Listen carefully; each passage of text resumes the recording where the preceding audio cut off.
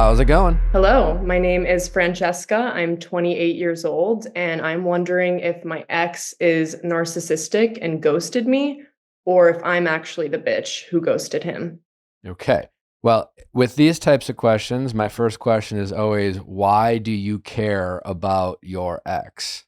Well, the reason I care is because we had just started rekindling a relationship that was about a year Okay. in the making. And You were rekindling for a whole year? no, we were rekindling for like a couple of months. We Okay. had broken up in October. Actually, he had broken up with me. Okay. First time anyone's broken up with me, so it shell shocked me Yeah. and added a lot of stress and overthinking into what was going on in the relationship.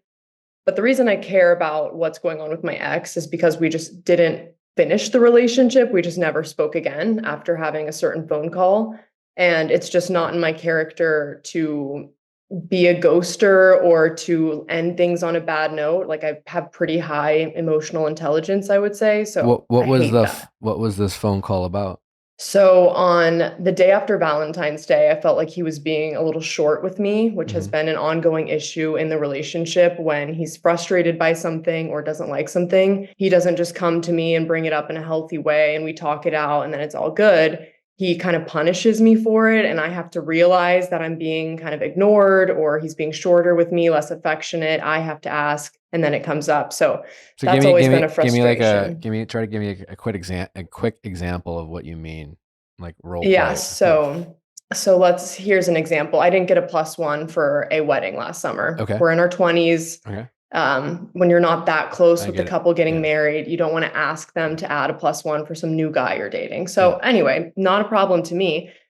When I was at the wedding, he wouldn't speak to me, wouldn't answer my texts. When I called him, he was like, he decided to be angry about it while I was at the wedding. Like, why not before the wedding Sure. or at Okay. a All time right. where we could All talk right. about it? Okay. So A great example. Thank you. you're welcome. So day after Valentine's Day, he's being short, doing the punishment thing. So I called him to say, like, what's wrong? Like, what are you upset about? And Oh, okay. So he just, it's like, so there's a pattern of all of a sudden his mood changes. You notice he's treating you a certain way, yes, and then you realize you need to figure out why. I have to Let me ask ask you why. that. Now let me ask you this: like, do you really have no clue, or do you play dumb? Both. Sometimes I have a clue, but it usually surprises me so much what he actually is upset about that I And what don't even surprises know. you, that he's upset about it, or how elevated his emotions are over?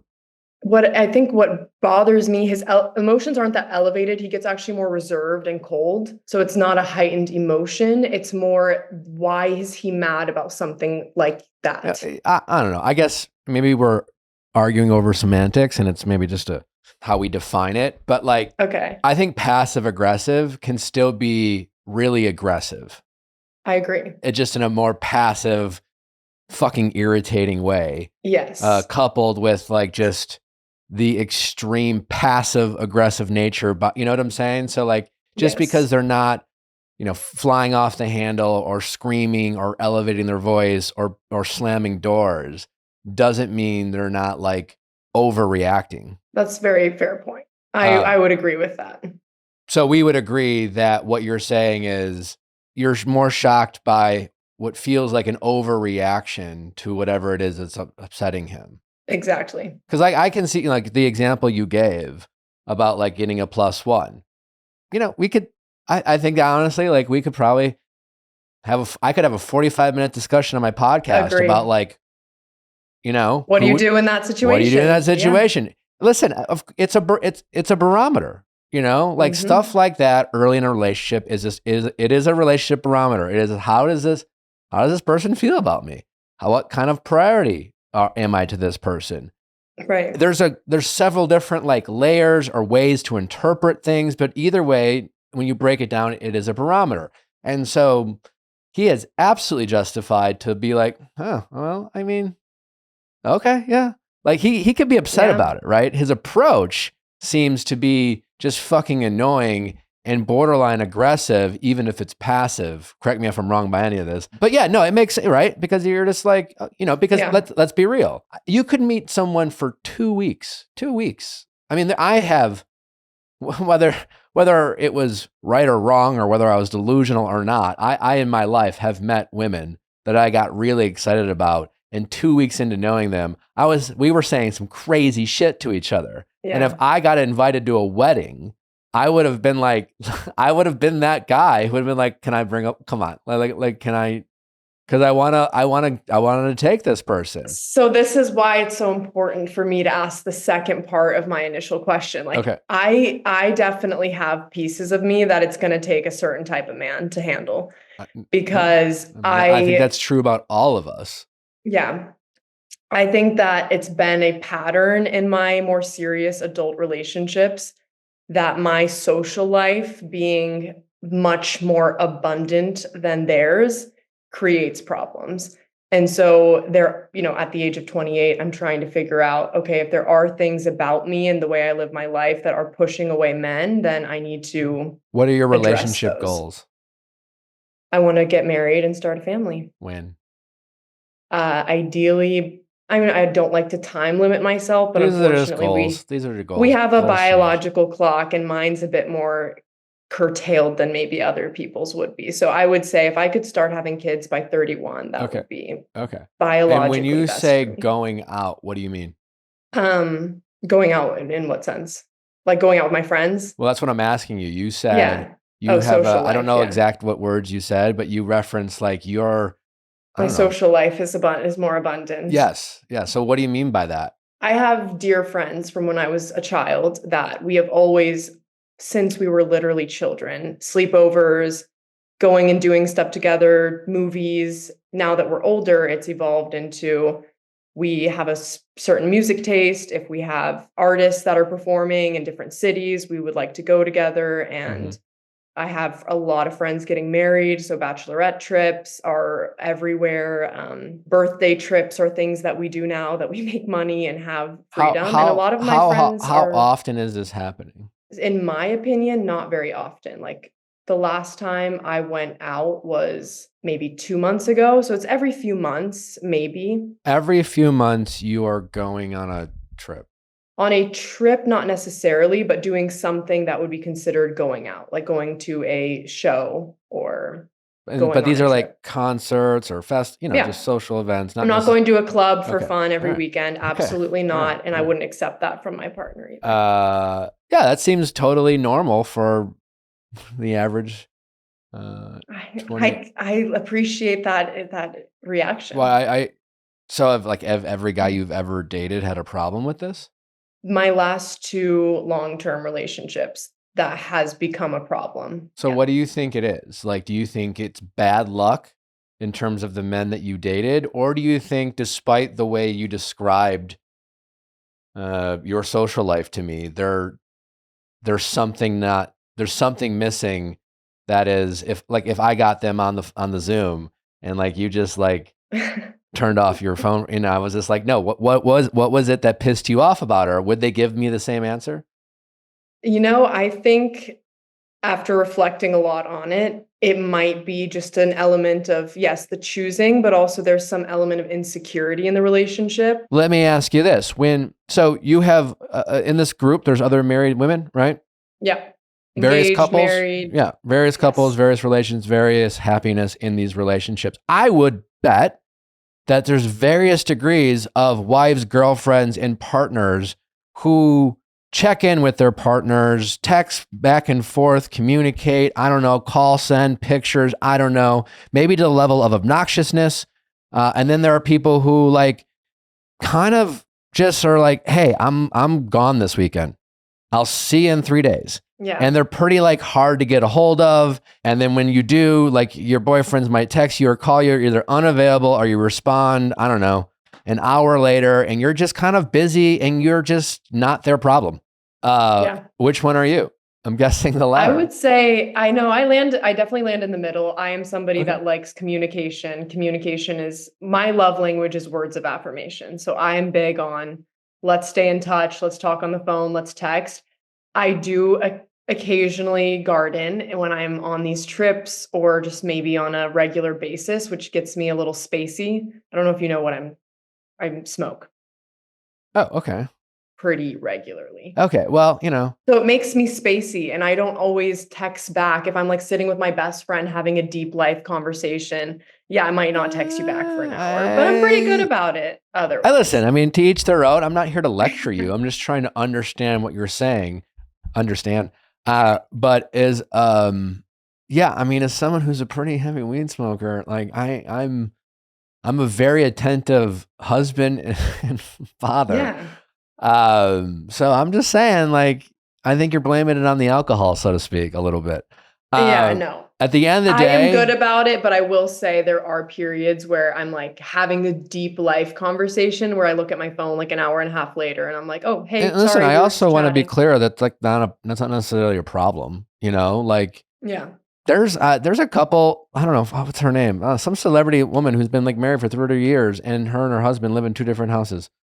Works for Yeah. them. Or Dolly Parton. Her Yeah. I husband was like mean, never seen publicly because that's just what worked for them. It's yeah. like, So anyways, it's up to you, right? But like you just have to be self-aware yeah. about how available you are emotionally, and how needy are the men that you date? And are you dating needy men because they fill some other void in your life that you like, but when it comes to your like girl trips, it's really fucking obnoxious? Yeah. Yeah, that's probably part of it. I will say the more recent one wasn't as bad about it. I think there were just other things that started to come up that painted a picture that I'm not as invested as he is, which might have been true in some ways. And that's where I think a lot of the things he did were very toxic and unhealthy and reasons that I was like, yeah, you're probably not my person. At the same time, I think it makes me feel some level of guilt to feel that somebody was trying harder or more invested than I was. And yeah, now there's just this messy ending where we just stopped speaking entirely after that phone call. And I'm like, should I just clear the air? Because in my What's character, I the don't have bad blood with anybody Yeah, but and I that's just just don't more want about it. yeah, but this is definitely more about you than making sure he's okay.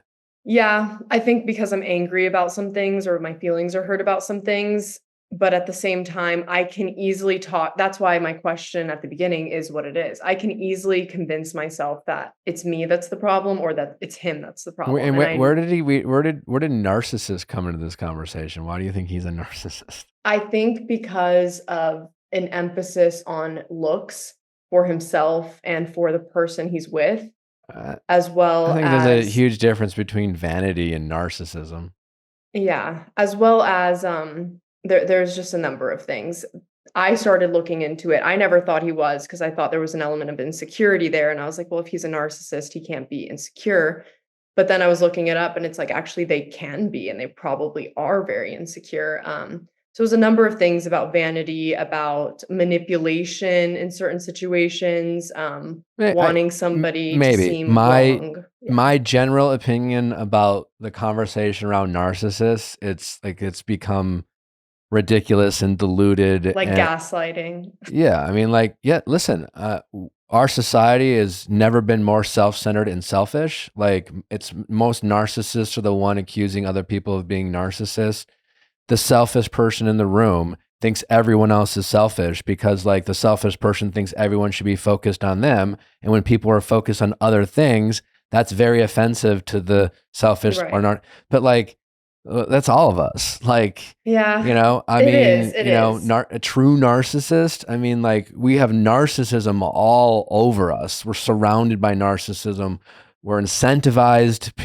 It's now become a currency. But like in terms of relationships, like yeah, a lot of people have become more self-centered. Everyone out there, a lot of people giving relationship advice. It's just all about like you got to love yourself before you love everyone else. And Yeah, it's just like true. if you're not happy, then it's like, yeah. So I mean, but like, I really like our update calls, right? So it is nice to, hear that like there is some positive impact at times, but I could give advice that I think is great that the listeners think are great, and maybe it is actually pretty solid advice.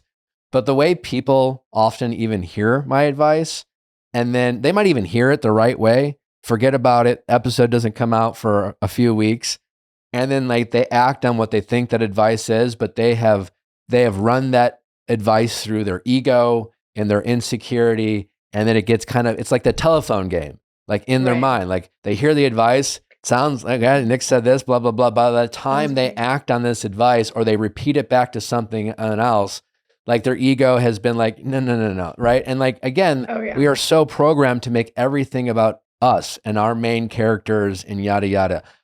I think, and also like the energy people are spending trying to figure out whether their boyfriend or exes are I mean, just who gives it? What are you going to do with that information?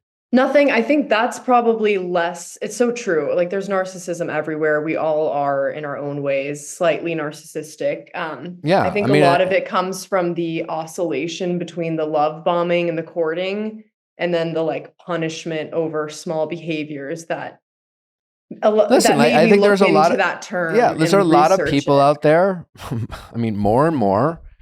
Like, listen, we have our society overnight. We just became a society of victimhood. At first, everything is always meant for a good cause. You know, it's just like we did need to recognize various groups. We need to like recognize, hey, we need to like care for these people. We need to like recognize our, but then it became like, shit, it's just like one day, no one wanted to acknowledge or wanted to be dyslexic because they didn't want to be weird.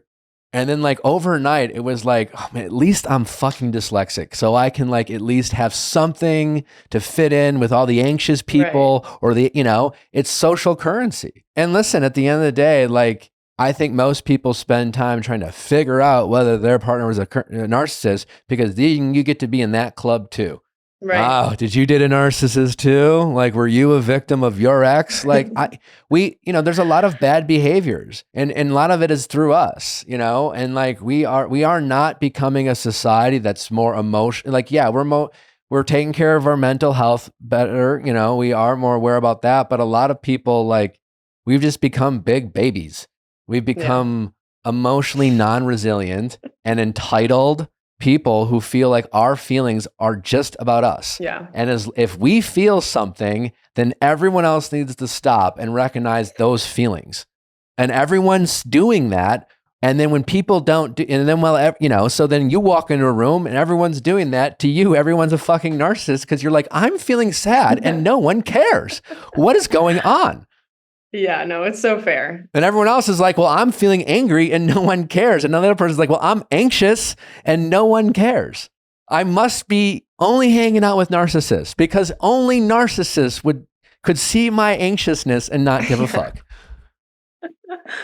No, I don't blame you for thinking about it like that. We can devalue the narcissist piece because you're right. I mean, that would be like a whole rabbit hole to go down on whether he is or isn't. And so to me, like this call is less about like what your ex was. What he is not in a relationship with you anymore. Correct. I think reflecting on just like what are the subtleties when you're in relationships, both like your picker, the men you're dating, and just like as you get old, you're 28. I didn't know where it was going to go when you were going to describe your social life, but I was ready to say you need to grow up. I don't know if I'm in a position to say that because your social life sounds more than reasonable and a lot of fun and a lot of I think the fact that you have this friend group is beautiful and you should hold on to that as much as you can. That being said, friends from earlier life can prevent you from wanting to grow up. Mm-hmm. And if you really want a partner to have a family with, you're going to have to make sacrifices. Like having one kid, we have the perfect kid. She's so fucking easy. Like we're really lucky and she's a lot of fucking work, and it's just like every day now it's like we've had a lot going on lately, but like, it's like we wake up and we blink and it's like we're late for her bath at night, and we are so lucky because we have we can have help. A lot of people don't have the help that we have available to us. And it's just, I'm just saying like, you need a partner and you don't get to just go on monthly girl trips or quarterly girl trips. And you just might, you might find a partner who is pretty damn great and you love and, you checks, really just a good solid guy, but just might be a little passive aggressive and a little emotionally needy at times Yeah. that he will have to work through and maybe get therapy and couples therapy. And I'm not saying you have to, but like, you know what I'm saying? Like, I don't Yeah. know, like everything is a choice. You're not going to find someone perfect.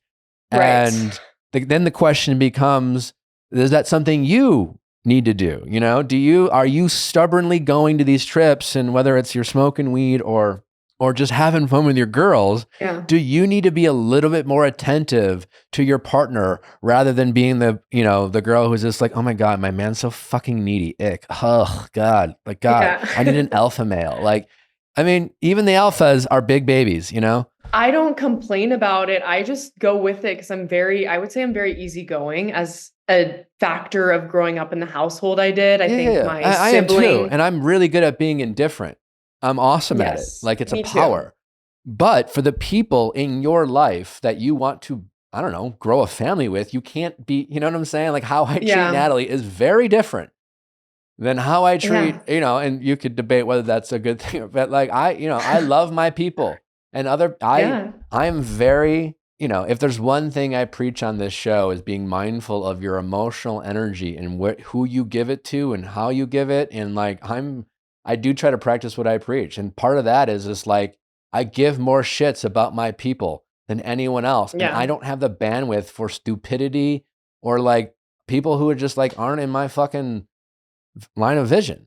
No, that's exactly how I want to be. And I'm definitely focused on the small circle at this point. And I think a lot of my buckets are filled in life. I have a wonderful family, parents who are well off and support me and are generous, but I still work a full-time job. I provide entirely for myself. I don't want or need anything from anybody, including my parents. I have wonderful friendships. I have a lot of freedom with a remote job to explore and travel. So I'm not really looking for anything specific around help or financial support, or I don't have any friends, like I really need to like have a family to fill my life up.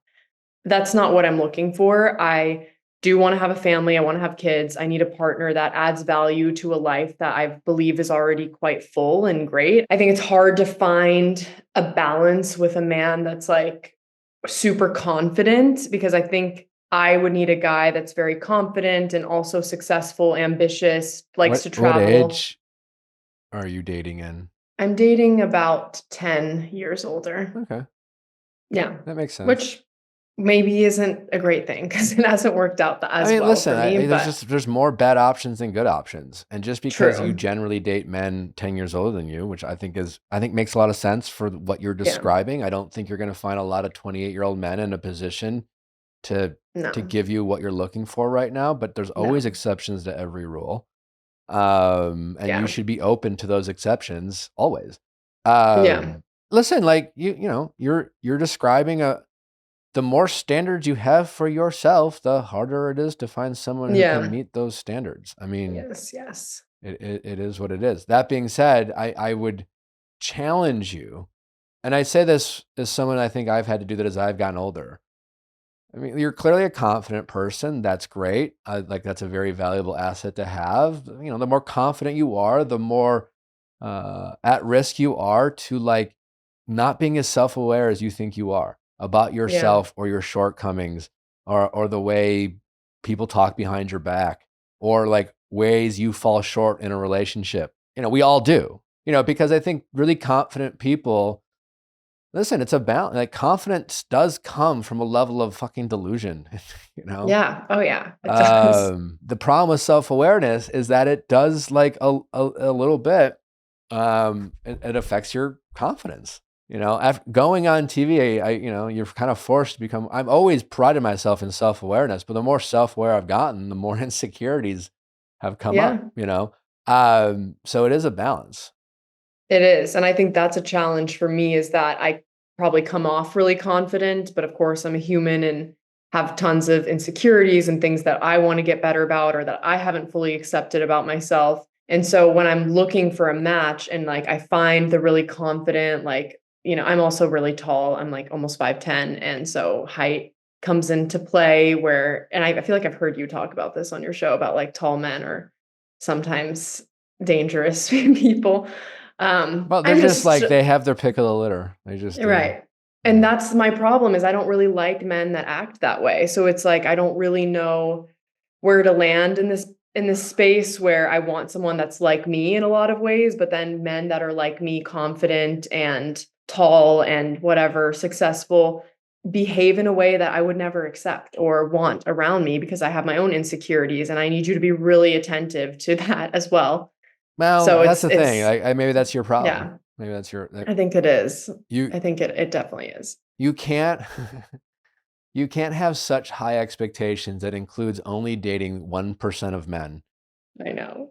and then expect them and then be so annoyed by their emotional limitations, gaps, or immaturity because, like, hey, you got some of yours, and part of your requirement of this 1% men is to be able to handle your emotional shortcomings. Right, right.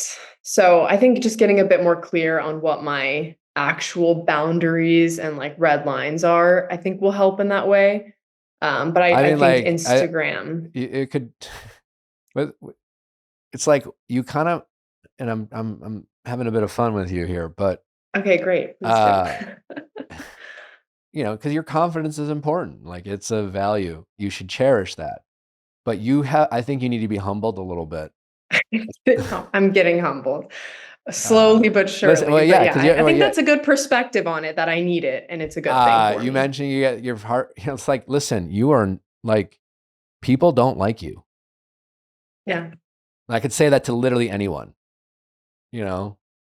And if Yeah. people I don't know like, that. and and great news, because for anyone who I say people don't like you, then I would say you're a fake person. You can't be a real, if everyone likes you, then you are an inauthentic person who's just a chameleon to like please people, and you like You that's don't have real opinions or yeah, but no, people, agree. but again, you can't be someone who keeps it real and all that likable. The more you keep it real, the more critics you're gonna have. So like, and Yes. so I think you walk around, and I can say this to you because I feel like I have done this in life, and I do this in life. You walk Okay. around as if like you're right about everything, and everyone thinks you're awesome for it. That's the And delusion, like I you guess. might be right, but the more right you are, the more you will piss people off. Yeah. No, Um, that's the lesson I'm starting to learn. And I think I've taken a much more people pleasy route just from my childhood and the way my sibling was and the room that was left for me to be in was to be accommodating, easygoing, don't make a fuss, don't make things harder on anybody. So I definitely have an easygoing side to me that has led into me wanting to be very people pleasy. And as I've grown up, I'm like, I simply can't. I can't. Not everyone's going to like me, especially as I develop strong opinions about things in life. sure, but I'm going to you're see just that a lot of people but don't then you're like at, that. I think what you're describing, you feel like you're at describe of acting, just kind of like you don't give a fuck about anything. I do. I'm just trying not to anymore because I'm learning that there's nothing I can do to control it. But do you act in different, like when you're on these girl trips, are you Hmm. just kind of like with your passive aggressive exes, are you countering their passive aggressiveness with like, oh God, oh my God, you're so fucking annoying. No, You're not. no. Okay. And I think my friends actually critique me on that where they're like, why you get so like in your head about them and you change the way you are around us if they're bothering you, or if they're like mad at you or Yeah, something, like yeah, you're I know gone. the You're feeling. checked Yeah. out for the night. Like you're not available anymore. So I Yeah. definitely take it seriously. Like when I was at that wedding and he was upset with me, I sat and like I had a lump in my throat the whole time. Like I had nothing to say to anybody. I was super upset And and so like affected by in it. this moment, what do you possibly think he's mad at? So in this moment right now, Yeah, when you had the lump in the throat. well, then he was mad that I didn't have a sit down conversation with him about the plus one thing, or that I didn't ask or try harder to make it happen that Okay, but like he could be my if those plus were the one. only two possibilities, regardless of his level of anger, I feel like you can say that, well, listen, I think any logical person could think to themselves, maybe I didn't handle it the best way, maybe they're upset about it. Fair. But like we've only been dating for a month, and like I mean, I definitely didn't do anything wrong. You know, there might have Yeah, been a miscommunication. We can handle it, but like I know I didn't. You know what I'm saying? Like there might be an yeah, apology. I'm not saying you're supposed to workshop this in your mind while at the wedding, but if you have a lump in your throat, like you can literally just be like, I mean, I didn't fuck another guy. I mean, what I didn't like what I don't Yeah. like, I didn't do anything, the lump in the throat is just like, and I get it. Like, I know I'm kind of reducing this down, but like my point is emotional intelligence is like the ability to process the triggering emotion that we all feel, that fight or flight emotion, that calling our child to take over, and then working through that, and then having your adult self kind of be like, hey, by the way, we're not 6 anymore. He might have a right to be upset.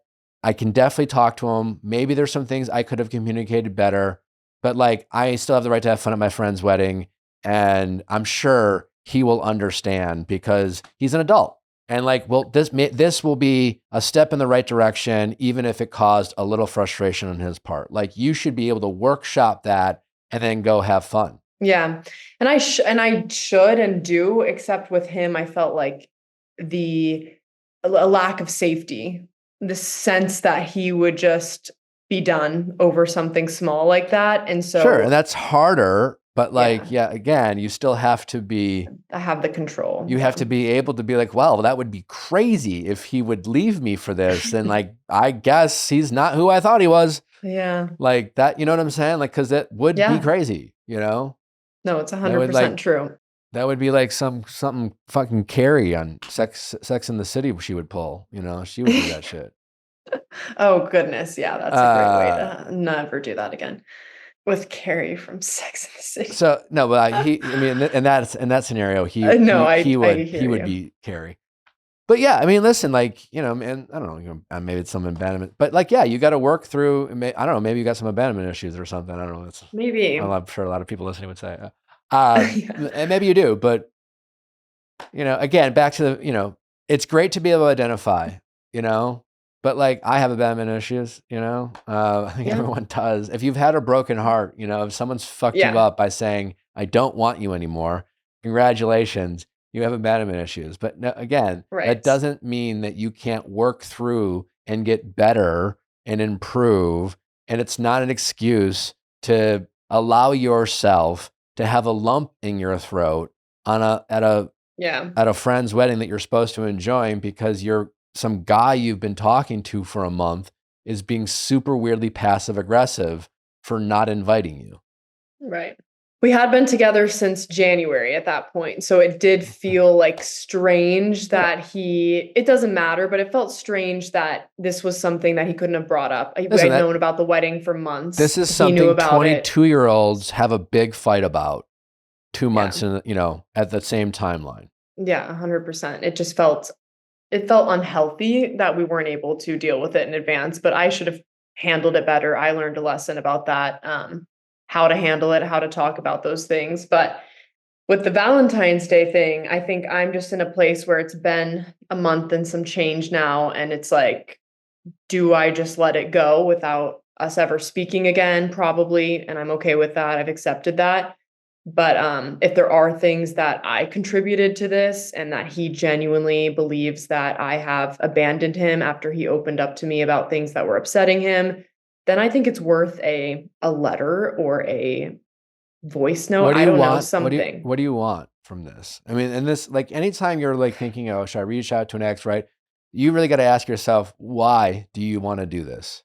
Just really from a emotional and moral standpoint, like it is not my character for with anybody in my life, any ex in my life Gotcha. to just like end on such a hostile note and never speak again. Like you were a big part of my life for a while. I still want to say that all good. We're not each other's person. Sorry for the pain that caused figuring it out, but Yeah, I mean, I as someone who really like, I don't think I appreciate you talking about your character. I honestly think we live in a time where like our character isn't just something most people even consider or talk about. So I think it's great that you do. But the way you're using the word character right now, I think it's a clever way of your ego saying like, I'm not that kind of person. In a way, is like an excuse to like, I mean, who gives a shit what he thinks about you? If you think this man is really not doing well out of your selfishness or your actions, and you think you're actually helping this person out by just offering him some clarity, you don't think he has, then sure. But like, do you think he's really not fine? Do you think maybe he's just, I don't know. But like moral, like, listen, I don't, this sounds like you guys had a conversation and it just kind of ended, and it was almost like you're both pretty, like We he were hasn't. both hurt by it in different ways. I definitely think he's going through a hard time. If you want to listen, I'm not saying don't call him, but if you want to, like, if it's like a letter, a I'm letter's kind of scared of heavy. it. I'm scared of what he's going to say because when we broke up in October, he said some pretty hurtful things to me, very niche. He would pick on a lot of things about the types of clothes I would wear, the color of jewelry I was wearing, like very strange, peculiar things to pick up that. So, I mean, you're describing a person who, like, when he's hurt, like the hurt, He hurts others. Yes. but like that's petty, Yeah. So a 40-year-old man, when it gets petty and mean. And mean. We all hurt people when we hurt, but like, that's petty. And so, I mean, if he's petty at 40, this is who he is. If you are going to date older men, then you should have a shorter leash. You should, hire slow, Like, fire fast. what do you mean by that? A shorter leash? Well, this is, 40-year-old men don't change much. If a 40-year-old man is going to lose his shit over you not inviting him to a wedding, and then be petty and mean about it and say things about like how you dress in a way that's not meant to be like, I just like that other one but better, Yeah. Like, sometimes I've said that and I was like, oh, I probably shouldn't have said that. No, that's fine. But if he's okay. just like, honestly, your jewelry makes you look like a blah, blah, blah, and it's mean and it cuts and it hurts. And it's just like, I'm just saying, this is who they are. You cannot expect much growth from these men, Yeah. The only hope of dating someone younger and not enough risk is they're not, this is for the ladies out there who are dating men in their 20s. He might change. He ain't changing for you. And it's not going to be for at least 5 to 10 years. True. So, don't be waiting for any change. But you know what I'm saying? But for you, I wouldn't be accepting a lot of bad behavior with middle-aged men. I think that's a good takeaway, is that you're right. They're not going to change much, no matter how much they care about me or love the idea of being with me. They're not going to change. That's been proven true to me time and time again. And maybe I need to have a lot lifestyle more sensitivity. Could change. You definitely could find a guy who is just like, you go to his apartment and he's got fucking baseball caps and movie posters on his wall, and you're like, how old are you? Like, he just might need a good woman in his life. But like how he treats people, how he treats his girlfriend, how emotional, reactive he is, like that's not going to change. That's not changing. Yeah, I need to be a lot more sensitive to red flags up front, because we had some early squabbles that he reacted very intensely to, and I felt like that was super over the top, and it gave me a bad feeling inside. But again, I'm like, it's hard for me to find men that I feel like I'm very physically and lifestyle wise compatible with. And when I have that, I make a lot of exceptions for red flags that come up, because I'm like, wow, it's so hard for me to like a guy in the first place, that when I do, I'm just going to make a lot more exceptions than I should, because I'm scared I'm not going to find someone I like as much, which is the age-old. Only dating Gotcha. 6 foot attractive, which I don't. financially successful men they're pretty terrible. You're literally looking for less than 1% of people out there. Yeah. I think, listen, aim big. I did too, but like, there you go. You did too. You do have to accept and acknowledge that.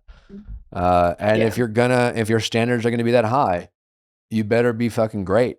Right. Just know that, you better bring your A game. Be the person you want to attract. And that's what I try to do. But no, I think you're right about the reaching out thing. If I think it could actually help him, the reason I feel like he's not in a great place is he's been going through a lot with his businesses and his finances. He lost his dog. All in recent times. Listen, man, shit happens. Shit I happens. don't mean to sound insensitive, but like, My fear is that, and he's now like even more alone and like in a terrible place. And all he was trying to do was just open up about things that bothered him. And then I never spoke to him again. Whereas from my perspective, I was really looking for some change, that if something bothers you, we handle it in a more healthy, constructive way. And when I felt that that wasn't happening, and he was getting mad about the Valentine's Day gift I got him, listen, if like, you think there's something here with this guy and you reflect on no, this conversation and you think, listen, there's like, no, there isn't. I demonstrated some red flags. He did too, and I want to clear the air. And maybe there's something there. But like, if this is about closure and your reputation, or your, I think My to just ego. let it Yeah. go, just move on. Okay. Yeah, I think that's what I was looking for, because something about the thought of him feeling like, wow, she ruined me. She like left me high and dry. I was trying to open up about something and she made my bad situation so much worse. Like that makes me feel like scared. Like I want to reach out and clear the air over that, but I don't think this is my person. He said things to me that my husband would never say to me, and critiqued me about things that I'm so surprised would even come to his mind. Then you definitely need to move on, because Yeah, I need to just drop it. like this is about your ego, and it's just like you want to claim victory or the moral high ground in this relationship, not I necessarily do. consciously, but you realize that you said some shit too and you're not perfect, so you want to like kind of clean that mess up so that you Yeah. can be right.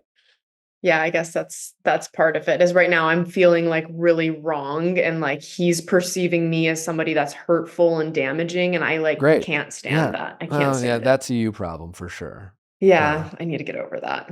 Well, Like, I appreciate yeah. that perspective, because I could have done things wrong and Yeah. it's still Well, okay. that's listen, like I will, to make some excuses for you and all of us in the world is like, that's the problem. The way we have taken these words like narcissism, because the truth is 99% of all breakups are just breakups. And like, you're supposed to Mhm. hate your ex and you're supposed to fucking be angry and then focus on all the fucking things they said. And then if you were to describe that to a friend, they're supposed to hate them too, Yeah, because they're your friend. That still doesn't mean right. they're a narcissist. But instead, now we've used these words to be like, oh, he's a gaslighting motherfucking narcissist. You dated a sociopath. And bonus, now in addition to like getting over him, you get to be a victim. No, I don't want to be a victim. Now that you phrase it that way, I'm like, yeah, I don't want to have that in my brain or in my subconscious. He's my next call. He's wondering if you're a narcissist, by the way. Um, I mean, That is probably something he wonders too. yeah, I But think we all just like, we have to allow people not to like us. We have to allow people to think we're their bad guy. You are the villain in probably many people's stories. I guarantee it. yeah, I guarantee that as well. And you And that's just, it's okay. not I for you can to live with like that. have any feeling about. It's really even none of your business, but like just to be True. aware of it and acknowledge and then, and accept it. Just let it happen. It's not an excuse to be rude and say, I don't give a fuck. You don't be kind so that other people think good things of you. You be kind because it's kind, It like, feels good. Yeah. so, all Yeah. right. I agree. All right. Well, go forth and prosper. Good luck out there. Thank you. All right. Nick, it's great talking to you. I listen to your podcast all the time. So Well, it was thank you fun for listening. I to appreciate chat it. with you one-on-one. It was Yeah. nice talking All with right. you. All right. Take care. Thanks for having me. Bye. All right. Bye-bye. Well, you know how much we love our dogs, Steve and Jeff. Well, we want to make sure they're around as long as possible without costing us too much. And that's why we are so grateful for the ASPCA Pet Health Insurance Program, because today's episode is brought to you by the ASPCA Pet Health Insurance Program. In today's world, we insure a lot, from cars to homes to cell phones and even travel plans. But what about insurance for your cat or dogs? Well, with the ASPCA Pet Health Insurance Program, you can focus on the care your pet deserves and covers what matters most. The ASPCA Pet Health Insurance Program offers customizable accident and illness plans, making it easier for pet parents like you to help your pet get the care they need. The ASPCA Pet Health Insurance Program has been around for 18 years, and they've helped more than 600,000 pets during that time. They allow you to customize your plan, helping ensure that your pet's plan is as unique as they are, because vet bills can really add up, especially when you're least expecting it. It's simple. Use their app to submit a claim, and you'll receive reimbursement for eligible vet bills directly into your bank account. To explore coverage, visit aspcapetinsurance.com/VIALL. That's aspcapetinsurance.com/VIALL. Again, that's aspcapetinsurance.com/VIALL. This is paid advertisement. Insurance is underwritten by either Independent American Insurance Company or United States Fire Insurance Company and produced by PTZ Insurance Agency Limited. The ASPCA is not an insurer and is not engaged in the business of insurance. Well, it's almost boating season, and do you have a pair of Vessi shoes to keep your feet comfy and dry while you're out there boating? Well, if not, you are missing out. And maybe you're not boating, I don't know, but chances are you're about to get outdoors with the weather warming up. And make sure wherever you go, whether it's walking to and from work in the city, or you're hiking, or you're being outdoors, get a pair of Vessi shoes and keep your feet 100% dry and comfortable. We're also still in the month of April, and you know what they say, April showers brings May flowers, and there's nothing worse than walking around in the rain with wet socks and wet shoes because you stepped in a puddle and you don't have waterproof Vessi shoes on. Yeah, what a way to just have a terrible rest of your day. If you're going to work in the morning, you step in a puddle and it rains unexpectedly, your feet are wet. Well, not with Vessi. Their shoes are 100% waterproof, not water resistant. They have a wonderful lineup of great sneakers. Absolutely love it. You got to check out Vessi if you haven't already. The weekend sneaker is honestly a perfect gift for anyone who Nick was saying is boating, anyone who is maybe like outdoorsy, anyone indoorsy. Who is like a fishing, a hiking, any type of outdoorsy adventurous person. The weekend sneaker is such a perfect gift for them because it's A, very comfortable, B, waterproof, it's temperature regulating, it's breathable, lightweight. It's lightweight, it's machine washable for easy care. Pack smarter and travel better with Vessi. Visit vessi.com/VIALL now for 15% off your first pair at checkout and start exploring with confidence. How's it going?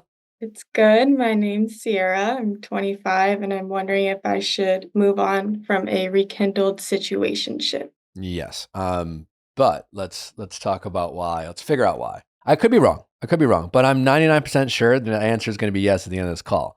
But I want to change our mindset, right? And I want you to think about, why am I having a hard time moving on from this situationship? It should be the question that we focus on during this call. Right. Tell me what you wanted to talk about. So there's a little bit of context to this.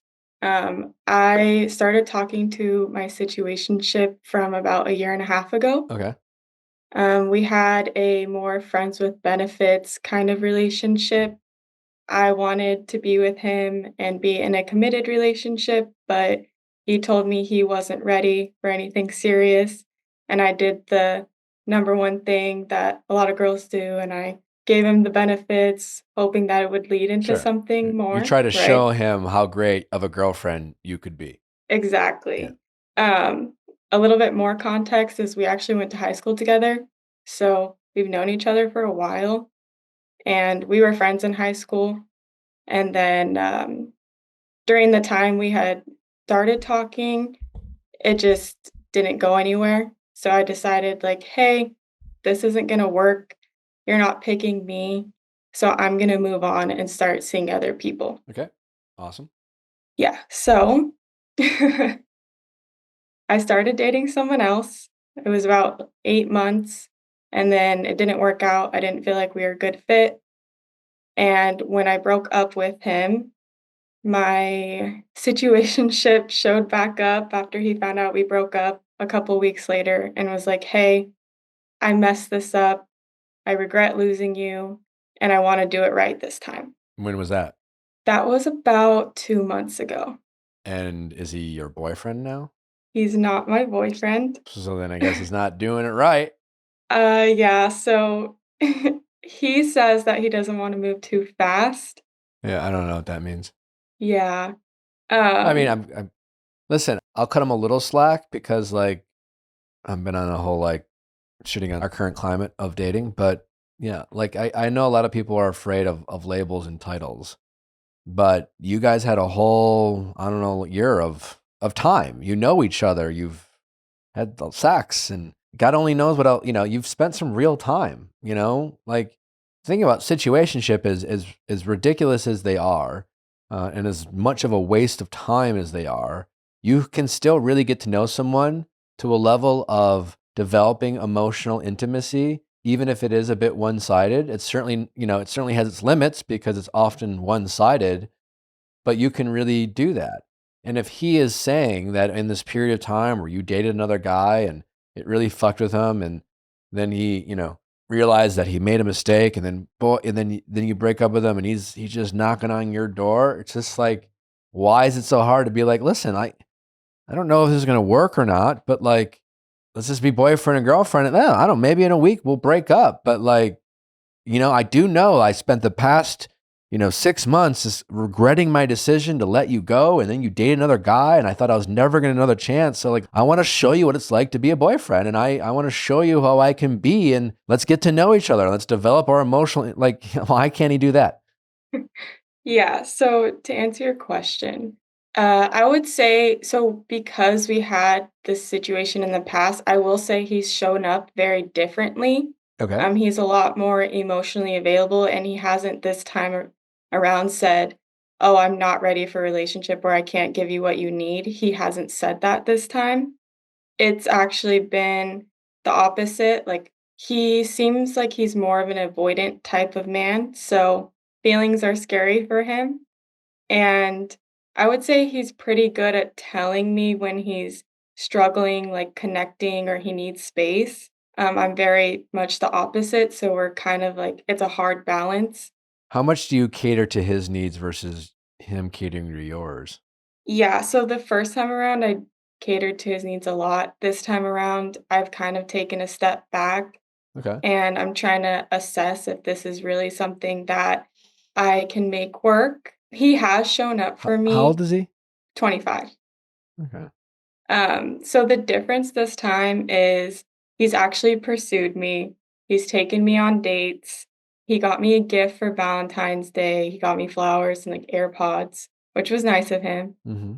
And it kind of gets rocky because it's just hot and cold with him. So sometimes it seems like he's 100% in, and then he'll be like, I don't know, 50-50. And Let's we say had if this was the first guy, if this was a guy that you were describing that you've only known for 2 months, then I would say give it time. But this isn't a guy you've only known for 2 months. This is a guy that you have a lot of history with. It's always interesting because like when people are in relationships, bad ones usually, not that people are usually in bad ones, but when people are in bad ones, they usually will stay in bad relationships because, oh no, he's been dating for so long. It's just, yeah. And then when like people like, start rekindle old situationships, they want to just conveniently like pretend that first chapter or second or third or fourth or how many chapters they have, because a lot of situationships have chapters. Like this could just be your second chapter. You're both relatively young and you could have like 6 more to go before you finally are just like done with this bullshit. I don't, again, or maybe you marry him. I don't, like maybe I could be wrong, like you guys are young and like, I'm not trying to diminish like the progress he's made, but you are giving me signs of a lot of people in your position I'm very familiar with.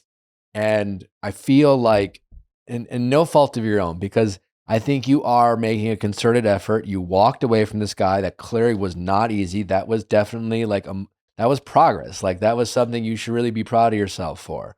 Like, it's understandable that like you let him back in, but like you clearly want this relationship to happen and you like him and like you're just like you're biased. You want this to work. So like his shortcomings, you want to like give him the benefit of the doubt. You want to like discover that he's avoidant, whatever issues that he can't help or that therapy can fix. And and I just got off a call with someone completely different situation. She's dating men in their mid to late 30s for 40s, right? And one of the pieces of advice, as I said to her, it was like, listen, I wouldn't stick around for bad behavior with these 40-year-old men because this is who they are. I said, at least with the 20-year-olds, there's like hope for them to change. And I said to the people listening, don't take that as reassurance because they're not going to change for you.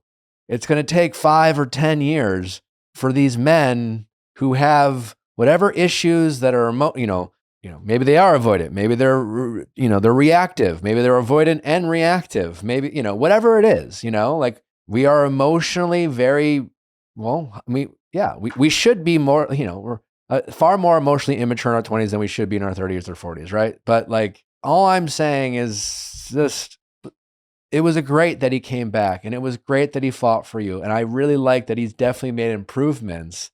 But these are some bare minimum shit you're describing, and you're just like, wow, he got me a Valentine's Day gift, and they were AirPods, and I'm a lucky girl. I'm, Yeah. and I think what I'm saying is, I think you could ask a lot more of him.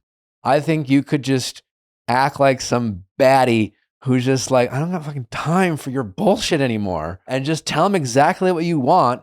And if he can't give it to you, regardless if it's because he needs more therapy, he's avoidant, he has whatever his excuse is, it's not your problem. And you just don't have time for it, because there are people out there who are ready to date you. Yeah, I agree. I have given him, I would say more recently, kind of the cold shoulder. So I've But been that's a just a little bit, tactic. You know what I'm saying? That's just you're playing games. I don't think you're going to listen to this advice, at least not yet, But if I were you, I'd get off this call, and the next time you talk to him, I'd be like, listen, you're either my boyfriend or you're not. And I'm not asking you to marry me. But like, if you can't just be my boyfriend and be comfortable with the label, then you are not just in a position to be the type of person I'm looking for. It's just like, I, that's not that hard, I And agree with that. you should treat him like the person you want to date. You are treating him like a little boy that you like, and you're trying to mold into the man that you want to date. I don't agree with that. You don't, I or feel do? no, I don't. I don't. Okay. I don't think that I'm doing that. I Okay. actually genuinely like who he is as a person. So I would say he has a lot of fundamental qualities that I look for. But what about but why can't he just be your boyfriend? Like, why Yeah, does he I need can't more answer. time? Like, I want to say because this is what he's told me okay. that his last relationship like absolutely broke his heart. He was in love with her Okay. Yeah. and How old he was that? says How long ago was that? that was right before we had started talking the first time. Okay. And now he says that he's over her and he's over that. But I think that's why it's hard for him to step into something that's committed because he's scared to get his heart broken again. And that's understandable, and I appreciate his vulnerability. But that doesn't mean you don't have the right to challenge him or push back. And that pushing back could be like, listen, thank you for sharing. And yeah, I'm scared too. I've been burned. I don't know. Maybe have you ever been burned? Yes. Okay. So, you're like, I've been burned too. Again, like us calling each other boyfriend and girlfriend, honestly, doesn't really mean much. It just means that like, I can just call you my fucking boyfriend. We still have a lot to learn about each other. Like, I don't know. Like, yeah. And yeah, I want to take that slow with you too. Nothing really needs to change other than like the fact that like these weird excuses of why you can't be my boyfriend. But like, let's definitely take it slow. And I don't know, like I don't know. We can't promise each other we're not going to hurt each other. And like that's emotional maturity. Emotional maturity is like, yeah, like 18, 19, 21, 20, we fuck each other up. I always like to use that car analogy, right? Like, this love and dating is this crazy thing, and it has such an impact on our lives, and we get into it with like absolutely no experience, and it's like no different than getting into like a Lamborghini, driving for the very first time, and like being like, sorry, I don't know how to drive this thing, but that's what we do. Right. And so, yeah, but like, you're supposed to have some progress. And so you are just, I probably sounded harsh and I'm sorry, but like when I say boy, I'm sure he's a good guy. A lot of boys are. You do need to expect more from him. You're kind of talking as if like, it's like, yeah, you've had a broken heart, but I guess but man, he's a guy with a broken heart. And boy, he needs to be really taken care of. Yeah, I would say I am a very nurturing person, so That's that makes sense. awesome. Yeah. I hold his feelings very highly and all those around me. I think that so a couple weeks ago, for a little bit more context, we had gotten into a little, I don't want to say argument, but it was a disagreement about something. Okay. And for whatever reason, it made him just like completely pull away and was like, I don't know if I can give you what you want What right was this now. I over? don't, you're not gonna like this. I Um, listen, I have no opinion. I'm trying to just give you well, I have opinion, but I don't yeah, care. I want, what I want is for you to be happy. And the difference between you and I right now is I'm open to your happiness being in the long run. And right now you want to be happy today. yeah. I Um, mean, I am happy today, no, despite him, yeah, but but you know what I'm saying? Like I don't know if the answer, I just don't know. But like, if I yeah. would love for you to get your way, I would love for the guy to be, but go ahead. So yeah, what happened was I was in Hawaii on just a solo trip, and there was a time difference. I don't have my Snapchat notifications on, so he had Snapchatted me, and I just happened to be on Snapchat at the time. And I went to click on the Snapchat, and he immediately unsent it. And I called him out on it. I was like, "Hey, why'd you unsend that Snapchat?" And he's like, "Oh, I thought you were asleep. Okay. It was for my friend." I was like, "Okay." He was like, "She's in my class." I was Oh, like, she. "Okay, what?" "Yeah, she." I said, "Okay, is this, a girl that has a crush on you? Because I know there's someone in his class that has a crush on him." He said, "No, it's this other girl who also likes girls, so she's gay. So, yeah, she definitely likes me." He was, like, being very sarcastic. And I was like, "Alright, whatever, like, it's not a big deal, but since we haven't had this conversation, are we exclusive? If, we're doing the whole talking, getting to know each other thing, are you seeing other You people? brought this Are up. you I did Yeah. in this at this point in time because I was frustrated. Or are you seeing other people? And he said, "No, we're exclusive. I'm not talking to anyone else, but we aren't in we aren't in a relationship." I said, "That's fine. Like, I get it." So, I was more concerned at, like, what the context of the Snapchat was because I thought it was really strange Was it a to picture delete. or was it a message? It was, but I couldn't see it. What was the picture? Did you ask him? No, I didn't ask him because I just was like, "Whatever," at this point. So that's what happened, and he said the way I had reacted to it was not something that he liked. He said it was kind of a red flag of me, All and right. I'm thinking, Yeah, this is not good. "You It's not have you good. have so many red flags." I think one of my most famous lines on this show and Ask Nick was, "Your boyfriend likes having a girlfriend. He doesn't want to be a boyfriend." And this is a guy who very much sounds like he does enjoy having you around. Definitely, that's clear. You do bring value to his life. He really probably missed you emotionally taking care of him when you had a boyfriend. And now that he has you back, he's very glad. And I'm guessing the difference between, for him, is an exclusive relationship versus like whatever committed or whatever the bullshit is, that like he thinks that gives him permission to Snapchat girls and even kind of lie about it, because like the lying is just like, well, she would get mad. He convinces himself that she would get mad and I'm not doing anything wrong, so I'll just lie, which is like one of the most common and immature things people do in relationship, is convince themselves they're right and then lie about it because they know if they told their partner the truth, they would get mad. And then it's weirdly not lying. It is stopping from their partner from overreacting. And my gut tells me that's what he's doing. I agree with you. That's where my gut feeling went too. So after that conversation, he told me that he needed some time to reflect and think. And at that point, I was pretty fed up. So I gave him his space. It was like 5 days.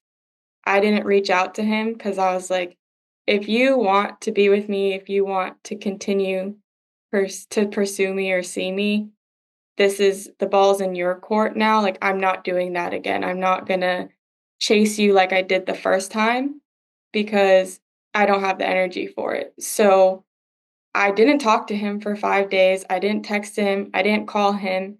And every single day, he would check in with me at least once and tell me, "Oh, I miss you.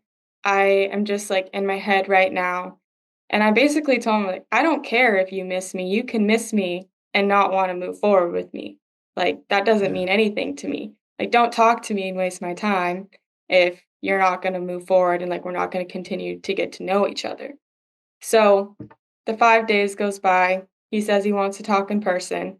We meet up and he's telling me, like, I do want to continue moving forward. I just don't want to move too quickly. So I agreed because at the same time, I was like, you know Yeah. what, right now, after your behaviors of that specific incident, I wasn't like, oh, I want to make you my boyfriend Yeah. right now, too, because I also have the option. So it also put a bad taste in my mouth, that situation. I hear So I was ya. like, you know what, But I'm fine with that. yeah, but you're still just as emotionally invested. Yes. Yeah. So it really, I don't know. It's really up to you. The through line of everything I talk, it doesn't matter what the call is, right? It just comes down to managing your emotional energy, and you get to pick where it goes. And I honestly find that the key to happiness is getting better at prioritizing where you spend your emotional energy. Do you spend it on things that make you happy, or do you spend it on things that make you sad or anxious or whatever? And despite you liking this guy, he doesn't make you happy. I mean, he does give you the opportunity to use and express a love language. And I think when you do care for this man emotionally, it really brings you value because, like, you probably have a very nurturing heart, and acts of service is probably a love language of yours. So it's not like completely one sided, but like he doesn't make I don't know, he doesn't make you all that happy. You know, your emotional energy is usually around him, anxious and confused and frustrated and just like questioning things constantly because like it's always on his terms. And sometimes you can convince yourself that his terms match your terms when you also don't want to, like, because he's being a dick or, you know, overreacting or just like kind of acting like, you know, maybe a little even gaslighty, you know, potentially this man is Snapchatting other girls and telling you he can't do this because he doesn't like how you're acting and he's seeing red flags from you. And again, you're right. He's not your boyfriend. So like, you know, but he is operating in the gray on purpose and he doesn't want to acknowledge that. And probably because he's convinced himself that he is the victim. Yeah, probably. You know, because I'm sure his Um, broken heart it was broken. You know, I'm sure it really fucked him up. Like, and I think honestly, the advice I gave I'm sure he's a great guy, but right now, it doesn't sound like he's the man that you want to date and the man that probably is deserving of you. And I wouldn't expect a ton of progress from this person anytime soon. And you are setting yourself up for a very long and a very emotional, like up at roller coaster with this person that could last years and almost never ends the way you want. The bright side, if you opt into this journey, is that you'll learn a lot about yourself, you know, but it'll be some real tough lessons that I hope that you choose to avoid. I didn't. I did not choose to avoid them. yeah, I have a more traditional outlook on relationships too, so I'm younger, but I do wanna find my person and, like, settle down at an earlier age, I would say. But I agree with you, like, maybe he's just not there, or he's not there. We know that. Yeah. But So, you know, in the meantime, because I don't know if you're ready to let him go, maybe just practice like just not accepting his bullshit, you know, just tell him what you want. He can set your boundaries, enforce your boundaries. He can accept them or not. That's his choice. But just be the assertive person who's just like, you know what? That's not good enough. And these aren't red flags. I asked a very simple question, like, you are like, why aren't you messaging other girls on Snapchat? Like, you. And again, it's fine if you are, but like, you did come to me and say, I'm sorry, I almost lost you. I'm ready to be different. You literally asked for a second fucking chance with me.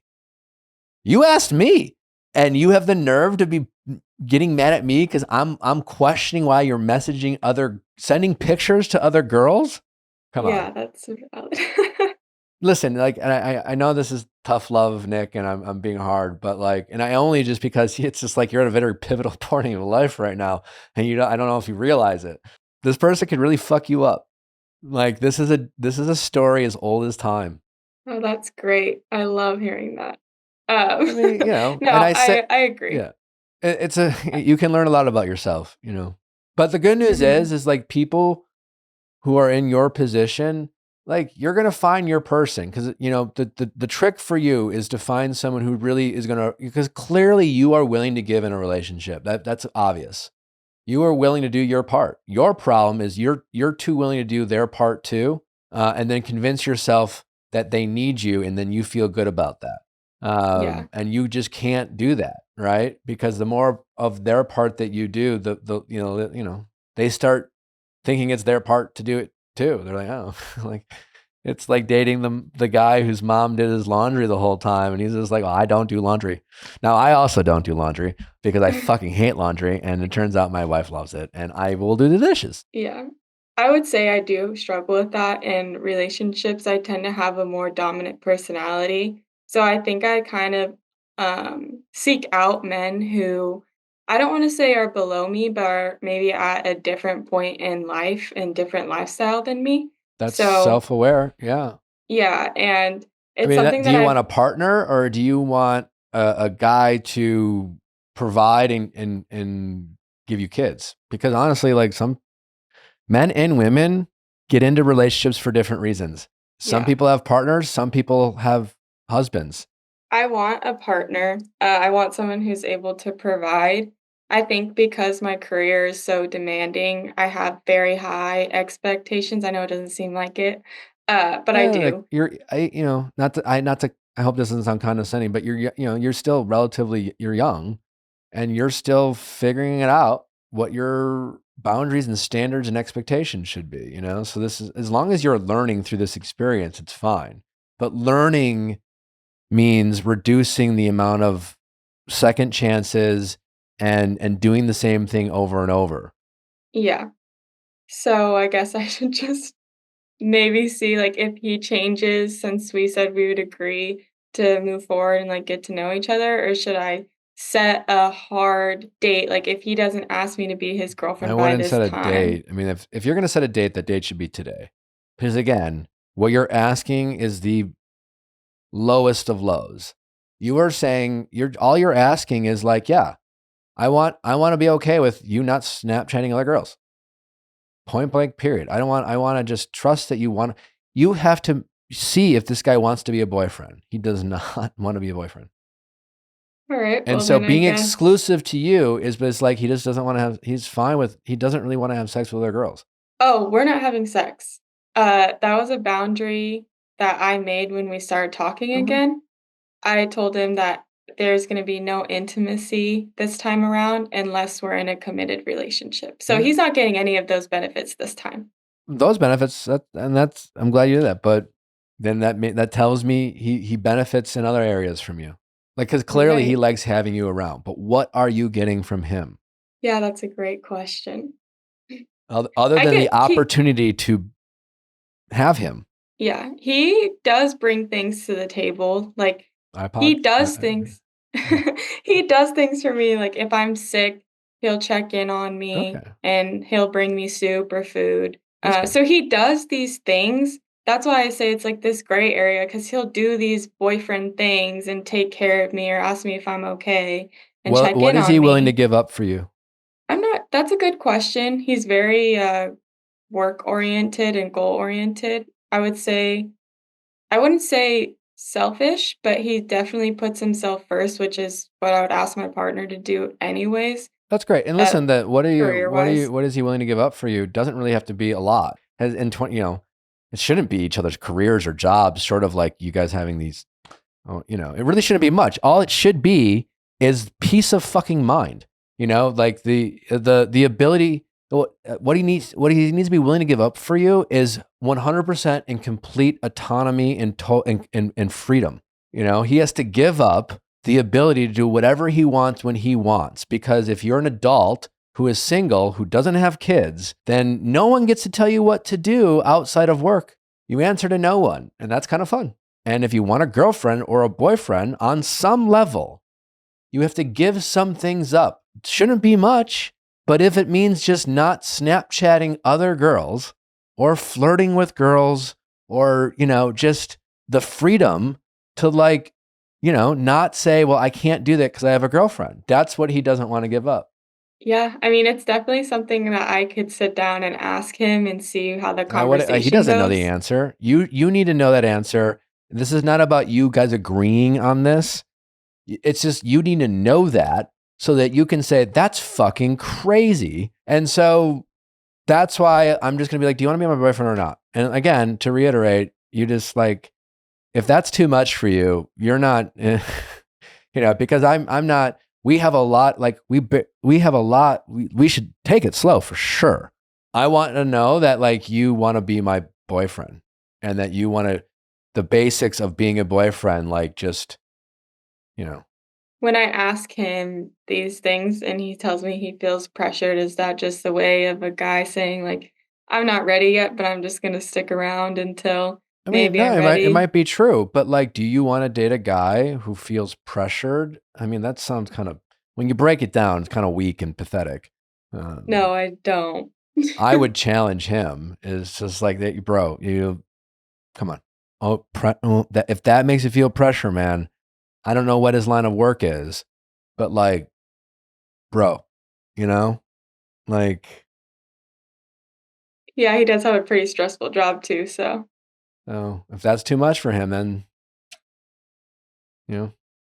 Yeah, So I yeah, think that's that's the thing. You another. don't even have to like analyze it or ask your friends, be like, is this an excuse? Like take him at his word.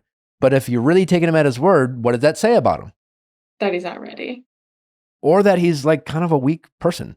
Because some guy who feels pressured by some girl, he's spent, if you add up all the time, like how many months have you guys been dating if you include all the times your situationship started? Like 10 months. 10 months. In 10 months, he feels pressure because the girl he's been dating for 10 months just wants to know if he's like, can be his boyfriend. And then keep in mind, you guys can break up literally the next day. And that's too much for him. I don't have an answer. I mean, it's a good perspective to reflect on. It's Like, definitely. is that the man that you want protecting your children who feels pressured by a label? No. Like, what kind of, imagine the, but seriously, that's what I'm saying. Like, obviously, he probably is just full of shit and, whatever. But the point is, you can protect your emotional energy and waste a lot less time by just taking people at their word and seeing them for who they are by the way they act and how they described their limitations to you. You should treat him like the boyfriend you want and the person he is. And what I mean by that is it's like, in terms of your standards should be, this is the boyfriend I want. Not, but like he can't do it because he's avoidant. Well, then that's a him problem. And then in terms of like treat him how he acts, well, if he acts like a guy who can't handle pressure, then ask yourself, do I want a guy who can't handle pressure to be my man? Yeah, I do know. I don't want a man like that. So I want quite the opposite, actually. So yeah, if you want a man, you gotta treat him like a man. All right. Yeah, I could do that. All right. I actually have a pretty cold side to me if I need to, so. All right. Let's tap in it with this guy. Listen, I'm giving you some very direct and like tough love, but like you have a lot going for you. You are really young. Like you did a lot of things faster than I would have at your age. So just see it through. All right, I will do that. All right. Take care. I would love an update, whatever you decide with this guy in the future. I can definitely give you an update. I'm invested. All right. All right. Take care. Thank you for your call. Mhm. All right. Bye-bye. Bye.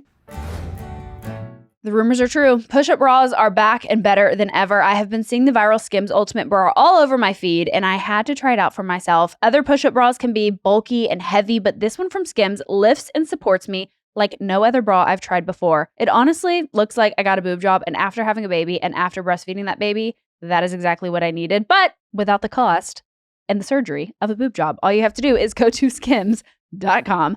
Some people hate wearing underwire bras, and honestly, I used to be that person before I found Skims. I hated underwire bras. I only wore bralettes or sports bras, but Skims underwire bras feels like I'm not wearing anything. You don't have that wire that's pushing into you. There isn't any itchy lace. It's honestly just so comfortable and feels like you're wearing nothing at all. And their ultimate teardrop push-up bra technology is insane. Instead of having a ton of padding to give you that unnatural lift, the bra actually mimics the shape of a full bust. It lifts my boobs and my mood the second I put it on. I feel like the hottest mom ever. Shop Skims best intimates, including the Fits Everybody collection and more at skims.com and Skims stores. After you place your order, be sure to let them know we sent you. Select podcast in the survey and be sure to select our show in the drop-down menu that follows. Hey, listen, small business owners, Shopify is where it's at. If you are selling online, then look no further than Shopify to be your e-commerce platform. We use it here at MV Media. It's absolutely fantastic. It is so easy to use. Doesn't matter the size of your company. If you're a company as large as 1 or 100 million, Shopify has you covered. And the best part is, well, there's so many best parts, but it grows with your business no matter what your goals are and where you want to go with your business. Shopify will grow with your success. Shopify is the commerce platform behind millions of businesses around the world and 10% of all e-commerce platforms in the US. From household names like Mattel and Gymshark to brands just getting started, are Shopify partners. Accelerate your content creation. Shopify is packed with helpful AI tools that write product description, page headlines, and even enhance your product photography. Get the word out like you have a marketing team behind you. Easily create email and social media campaigns wherever your customers are scrolling or strolling. And best yet, Shopify is your commerce expert with world-class expertise in everything from managing inventory to international shipping to processing, returns, and beyond. If you're ready to sell, you're ready for Shopify. And their app on your phone is fantastic, which I only point out because a lot of apps for these types of things like are just not the same as like a desktop. But Shopify's is amazing. You can truly run your whole business from your phone. And when you make a sale, it goes cha-ching. And it's fun and it's awesome. So turn your big business idea into cha-ching with Shopify on your side. Sign up for your $1 per month trial and start selling today at shopify.com/VIALL, all lowercase. Again, that's shopify.com/VIALL, all lowercase. Shopify.com/VIALL. How's it going? Hi, I'm doing well. My name is Diana. I'm 29, and I'm wondering how I can get closure from my ex who dropped me in one day. What do you mean by one day? In 24 hours, it went from I will do anything to be with you, and I am willing to make lots of sacrifices, to 24 hours later saying there's no chance in hell I'm going to do any of that. Like verbatim? Not verbatim. There's a lot of context. How long were you guys dating for? We dated for a year and a half. Oh, okay. What were you asking of Yeah. him? So I was asking him to convert to Judaism for me. Okay.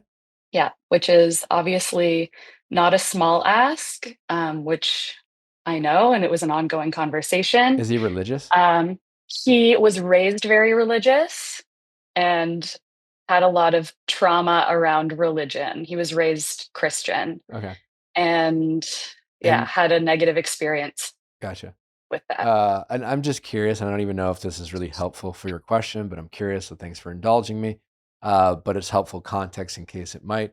When you were asking him to convert, like, what is your relationship with your faith? Like, how hardcore are you? Is it more like, listen, I just want my partner to be Jewish. Yeah, I go to synagogue once in a while, but like I go every week. And I just, if I get married to the man who I have kids with, I want us to like have a community and go to synagogue, but like, I don't need you to like be like reading the Bible and be hardcore. And I honestly don't even really care if you even buy any of this stuff. I just want you to kind of be a part of my community. Or were you like expecting him to like believe? The first option. Okay. I was raised like relatively traditional, but as I've grown up, I sort of have my own relationship to religion. I don't consider myself religious at all, actually. Okay. It's much more of like a cultural thing for me, which, he came around to the holidays, he met my family, he understood sort of my stance on it. It's much more for me. It's just important that, my future family, our future kids would be raised with a certain level of understanding of their culture, their background, etc. I totally get it. I just wasn't sure which one it was. Yeah. How long were you guys having a conversation about this? So it was always sort of on the table. And it was the kind of thing where like I have only ever dated Jewish guys seriously. This was my first time being in a serious relationship with someone who didn't share that. So I was kind of using the time to figure out if it was actually super important to me. And I think he was taking the time to consider for himself if it is something he was willing to do. It wasn't until December of last year where I made the firm sort of like, it is a deal breaker for me. Kind of after a year-ish of. What does this process look like? I'm just curious. I'm honestly not entirely sure. I think it's different depending on like which rabbi you go to. I think it can be relatively chill, a couple months of like once a week doing a course. It depends like how observant, how religious you are, but I would probably opt for like a middle of the road sort of. What is middle of the road? Or I don't know, like it's called conservative, like not orthodox, but I know a bunch of people who have converted and it's just like a couple months of. And why courses. I don't know if I'm fully like if there was a path of least resistance and like a drive-by rabbi could just be like, you know what? You're Jewish hilarious. now. Why wouldn't you opt for that if something like that were available? Right. And I think something like that is available, but I do want there to be a little bit of, interest on my partner's end. At what pace and what's your limit? Understand the holidays, understand just understand the importance of, the stories, the history of, it's a rough history. Like just understand, have that context Sure. And like be kind of knowledgeable enough to know what the holidays are when they happen. I'm curious. You mentioned rough history. Obviously, I'm familiar with what you're speaking of, and obviously the anti-Semitism in this world right now is at a scary level. But that's my question to you: is like, forget about the conversion part. Did you feel like your non-Jewish boyfriend empathized with you as a Jewish person in your community and the plight that Jewish people have to endure on a regular basis? And do you feel like at the holidays he had participated with you? Do you feel like he picked up on and at least educated himself, whether he believed and actually personally gave a shit, but just like how much? First question, yes, I think he did empathize with the plight of what it is to be a Jewish person and some of the everyday struggles and difficulties and challenges that we have to face. With the holiday part, I definitely got the vibe that he was coming to these things with my family for me. There wasn't a lot of curiosity or willingness to be like, let me see what this is all about. It was very much just like, we're going to this dinner tonight and I am participating, but there wasn't really any questions, any curiosity. It was just like an obligation. Listen, I think it's just a very interesting. You can't make someone believe. 100%. Right. So if we understand that, then you have to like really, I think, be real with yourself about like what you really are asking someone when you're asking them to convert. Mm-hmm. And I think you have to be really honest with yourself about the importance of the idea of something versus the reality of something. Because if what I'm hearing from you, and we'll get into but I am fascinated by this conversation. I know, it's a good one. When you get into the like, will you convert for me? It's just like, again, you can't make people believe. I can give a bit more context as to like what I told him as to why it would be important for me. Okay.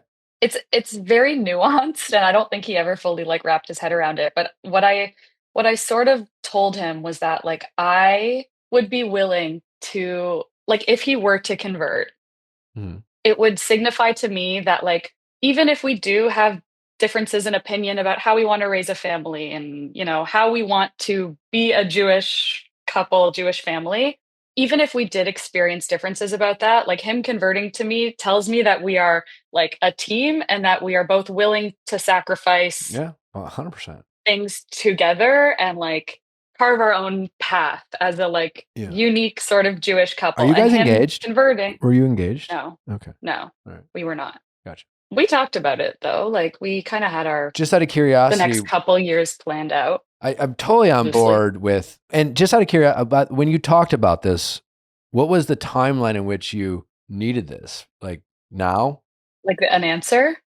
His willingness to convert. Well, I kind of told him, and I didn't need him to convert right away. It's more like if we were to get married, that would be a step that Okay. he would have to take. But in terms of like, I need an answer. I'm But turning 30 this year, and I was like, I don't really want to be like turn 30 in a relationship I'm unsure about. So that was sort of yeah, that makes sense. Yeah. It's just, there are subtleties obviously with that line of questioning. And because like for him, converting is getting married, Yes. that's, I mean, we definitely talked about marriage. We like the relationship was very serious.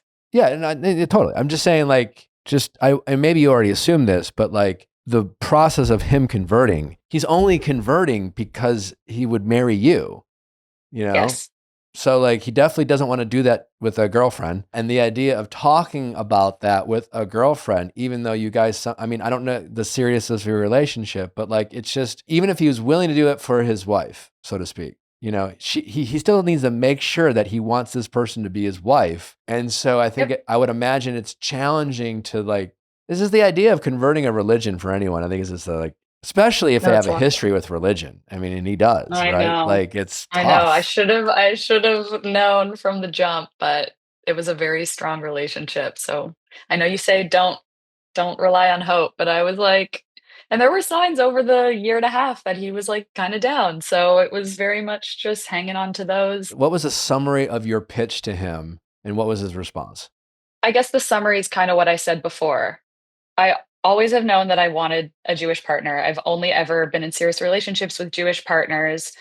I love this man so much that there were certain things that I know I was willing to bend on. For example, Christmas, like I went to his family's and had a great time. And I think there is a way that we could have made that work for our future family. But again, what I told him was like, him converting is signifying to me that like we are a team, we are this unique Jewish couple that together will make decisions that we both agree on, versus if we ended up together and he didn't convert, I feel like we would kind of always just be at odds. And that's kind of how I pitched it. Okay. But when you said, are you saying it, your willingness to convert, or are you saying if we get married, knowing that you would be willing to convert when we get married is important to me? No, it wasn't that, because I never really doubted that. It wasn't what? We were very serious. Like I knew that he envisioned marriage with me. Yeah, but it wasn't a question I've of like envisioned marriage with people I didn't end up marrying. I've envisioned marriage with girlfriends I've dated for a week. I'm just saying. We talked about our future. We talked about our kids. We talked about I don't doubt it, but I think here the disconnect. And I just listen. Maybe I'm not understanding the question properly. I feel for you because also I really like the show. I'm sure you watched it. I don't know how you feel about it. Oh, we watched it together. Nobody wants this. Yeah. We watched it together. It was like low key kind of awkward. Interesting. But this is a man that you said has known your importance of marrying someone in the Jewish faith, has talked to you about marriage, and has at times expressed to you a willingness to possibly do this. And then overnight, your words. Well, there was a fight. I don't doubt it. But it doesn't matter. And that's what I'm trying to get to is what did you say in that fight? And what did he hear that caused? So the fight was about something else. Okay. What I still want to know is. The fight was about Okay. If we're talking about to me, it's just like, what changed? And well, I can tell you what changed. Okay. It was a fight about something else, which is part of the complexity of the story. What was the fight about? So we had a conversation about conversion maybe a week prior to this fight. He sort of expressed some concerns. We had a long chat about it. I explained to him, like he asked a few questions. I explained to him, and then we left that chat. I left that chat feeling great. Like his mind sort of shifted. I think he had a perception about what it would be like. And I was able to kind of explain to him that wouldn't be the case. So I kind of like eased his mind in a few ways about what that process would be like. And we left that chat feeling great. At the same time, and I'm going to try to keep it short because it's a long story, but I was going for a job that I was recruited for. Okay. I had done 2 calls with the recruiter, and my meeting with the team was scheduled for later that week. On the day that I think it was on the day that I went in for that interview, they also reached out to him, my ex. We work in the same field. We met at work. We were coworkers. It was like a So very now you're cute competing for the coworkers somewhere else. same dream So job? I had already interviewed and he was cheering me on. He was saying, call me in the morning. We can go over some questions. You're a shoo-in for this job. You're going to kill it. Then they reached out to him and he told me he wanted to go for it. I expressed to him that that would hurt my feelings. But ultimately, I was like, I can't stop you from going for this job.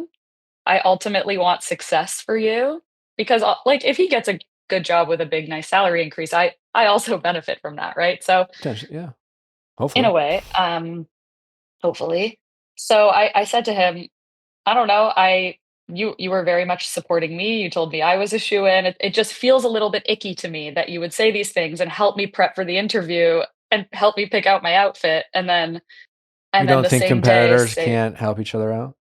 it was kind of tough. Like some of the people that I asked, some of my friends were like, "May the best man win." Other people were like, "Your man should be your biggest cheerleader and supporter, and if he's cheering you on for a role I you're mean, a shoo-in yeah, listen, for, like there's you like, shouldn't go for it." So yeah, but you hear me say there's exceptions to every rule, and this is a very unique situation where you're in the I exact same know. line of work and you're both career-oriented, ambitious people who potentially could be put in a position to compete for the same dream job. And in that situation, that doesn't apply to most people. Yeah, it's, it's hard. You have to consider the variables for people to be like, well, your man should, it's like, well, like maybe, yeah, sure. I mean, like, but like when it comes to that, for me, my brain was just like, you gotta have to try to separate that, in a way, or just acknowledge that it's not the same as your friend and her partner and, because they literally can't compare. So for them to say, Definitely. well, Mark would blah, blah, blah. It's just like, how do you know what Mark would do? Yeah. No one And it is something that I kind of did struggle with. And that's sort of why there was not one time never that I said, do not go for it. I said, you can like 100%. I If mean, you you want to fought go about for it. it, So clearly I said, if you want to go for it, go for it. Just know that it upsets me. I feel a little bit weird about it. It's not sitting 100% right with me, but ultimately, like, if this is a choice that you want to make, you but can do make you that choice. understand how someone hearing those words would take that? Yes, for sure. It's just like, there's no point in like softening that message because they don't hear any of the softening. They just Yeah. hear, I feel weird about it. I'm very unsettled by this. They're not hearing, I'm not telling you no, and you should go for it if you want it. That's not what they're hearing. They're just hearing all the ways you're pissed off about it. I guess. I just didn't know another way to. I think he just, you had the to right your to feel. point. Listen, like, yeah, I mean, listen, like, but I think the way you say, it's just like, just own your feelings at least. Is this what I'm saying? Yeah. Yes, I did. And there were times that I was like, look, I don't know why I'm feeling this triggered by it, or I don't know why it's upsetting me this much. So you at I least can't help acknowledge that, how I like, maybe you feel. weren't right to feel the way you felt. Yes. Okay. And how did he respond? So it was a few days of kind of back and forth. At first, he was like, no, I don't think I should go for it. Like, they came to you first. And then the next day, he was like, oh, they keep asking me for a call. And he was really involving me in his decision. Okay.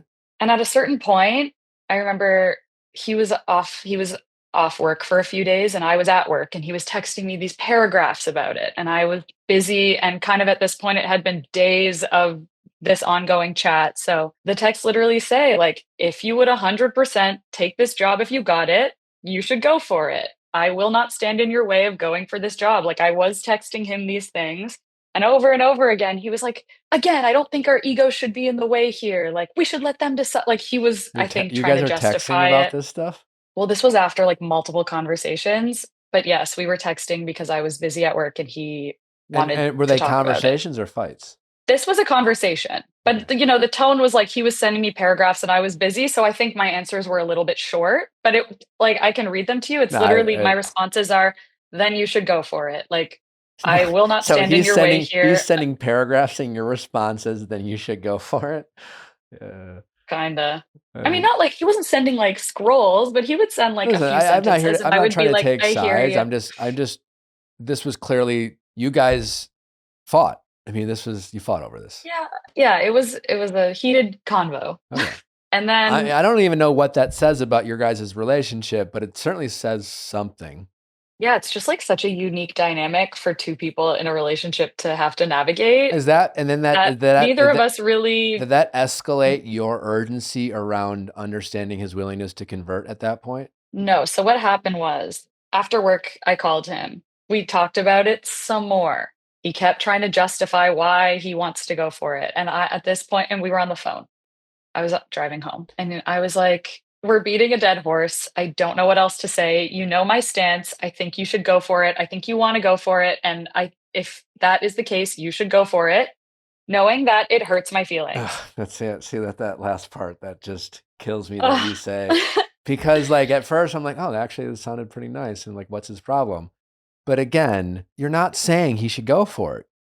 And if I'm giving you direct and tough, if I'm giving you some tough love feedback here, if your goal was to effectively communicate with your boyfriend, you're saying one thing and doing another, you're saying go for it, but it's going to hurt your feelings. It's like, and I understand that's your truth. truth. Trying to be transparent. Sure. But I think there's just probably a more productive way for both of you. And I'm not putting this all on you. I mean, at some point you guys need to sit down in these many conversations and just say, listen, like, we both care about our jobs and that's awesome. We're only dating now. We talk about getting married, but like, if we're going to be together, then at the end of the day, this is a good thing for both of us, regardless of assuming one of us get it. And if not, like, I guess we'll have bigger problems when it comes to you and I down the road when I realize, I guess but like, we both want this job. So let's both support each other. And may the best person win. And whether you guys can decide whether you're going to study together, help each other, and literally go into the interviews back to back, like in The Office when, Jim and Pam went for the same job. Or Jim and Karen, or it was Karen. Karen. And truly just like be like, yeah, like good fucking luck. I definitely don't wish you get it because I want it, but like good luck. And I'm proud of you. And you worked really hard on this and you fucking deserve this. And you both say that to each other and just let it play out. Like that would. I guess I just don't see it that way. See it but what way? I hear you. Like my perspective was more like, we're not married. We're just dating. I don't know if this is going to work out. You told me last week that you were feeling iffy about converting. So I need to be selfish here. And like, again. And you being selfish was getting your boyfriend to pass on a job opportunity because they called you first? But I didn't tell him to pass. I told him that he can make his own decision about it. And that's you. Like, listen, you just like you can disagree with me, but I'm telling you, I guess this is from a communicating standpoint, you essentially did tell him that, and you kept telling that. And the reason this man is sending you paragraphs of text after long conversations, he wanted your permission. He wanted to guilt-free move forward with this, like to go after this job because he didn't want to like feel like he was stealing something from his girlfriend. And he really wanted your permission and you never gave it to him because it always ended in a but. Yeah. And listen, there's no wrong, but you need to like what you're doing, like what you're having a hard time is you still think you're more justified than him. And I don't think either of you are more justified than the other. Yeah, like I don't really know what the right. I mean, like this comes down to you got called first. I did, like a month before him. Then you act like that matters. I think it does matter. Maybe this is just me. Like I feel like it does matter. From a professional standpoint or from a partner standpoint? But here you got to understand the contradiction is, I get it. You're just like, listen, I don't know if you're going to convert and therefore I don't know I'm going to marry you. So like, I want this fucking job, Yeah. Like I'm not going to step aside. But he's also like, well, I don't know if I'm going to convert and I don't know if I'm going to marry you. So I want this fucking job. And you know what I'm saying? You're asking him to do the same thing that and that's all human. But you guys are both wanting the other person to give up on this thing that they want. And that's bullshit by both of you. And so the least you guys could do is just shake each other's hands, respect each other as lovers, as professionals, as people who believe in each other. And just like, you know what? May the best man win. Because it's like, it's like someone is going to win, and you should. Yeah. You should. I don't care if it's your boyfriend or your colleague. You should be able to compete, lose, and be happy for the person that beat you. And if you can't, that's definitely something you should work on. Yeah.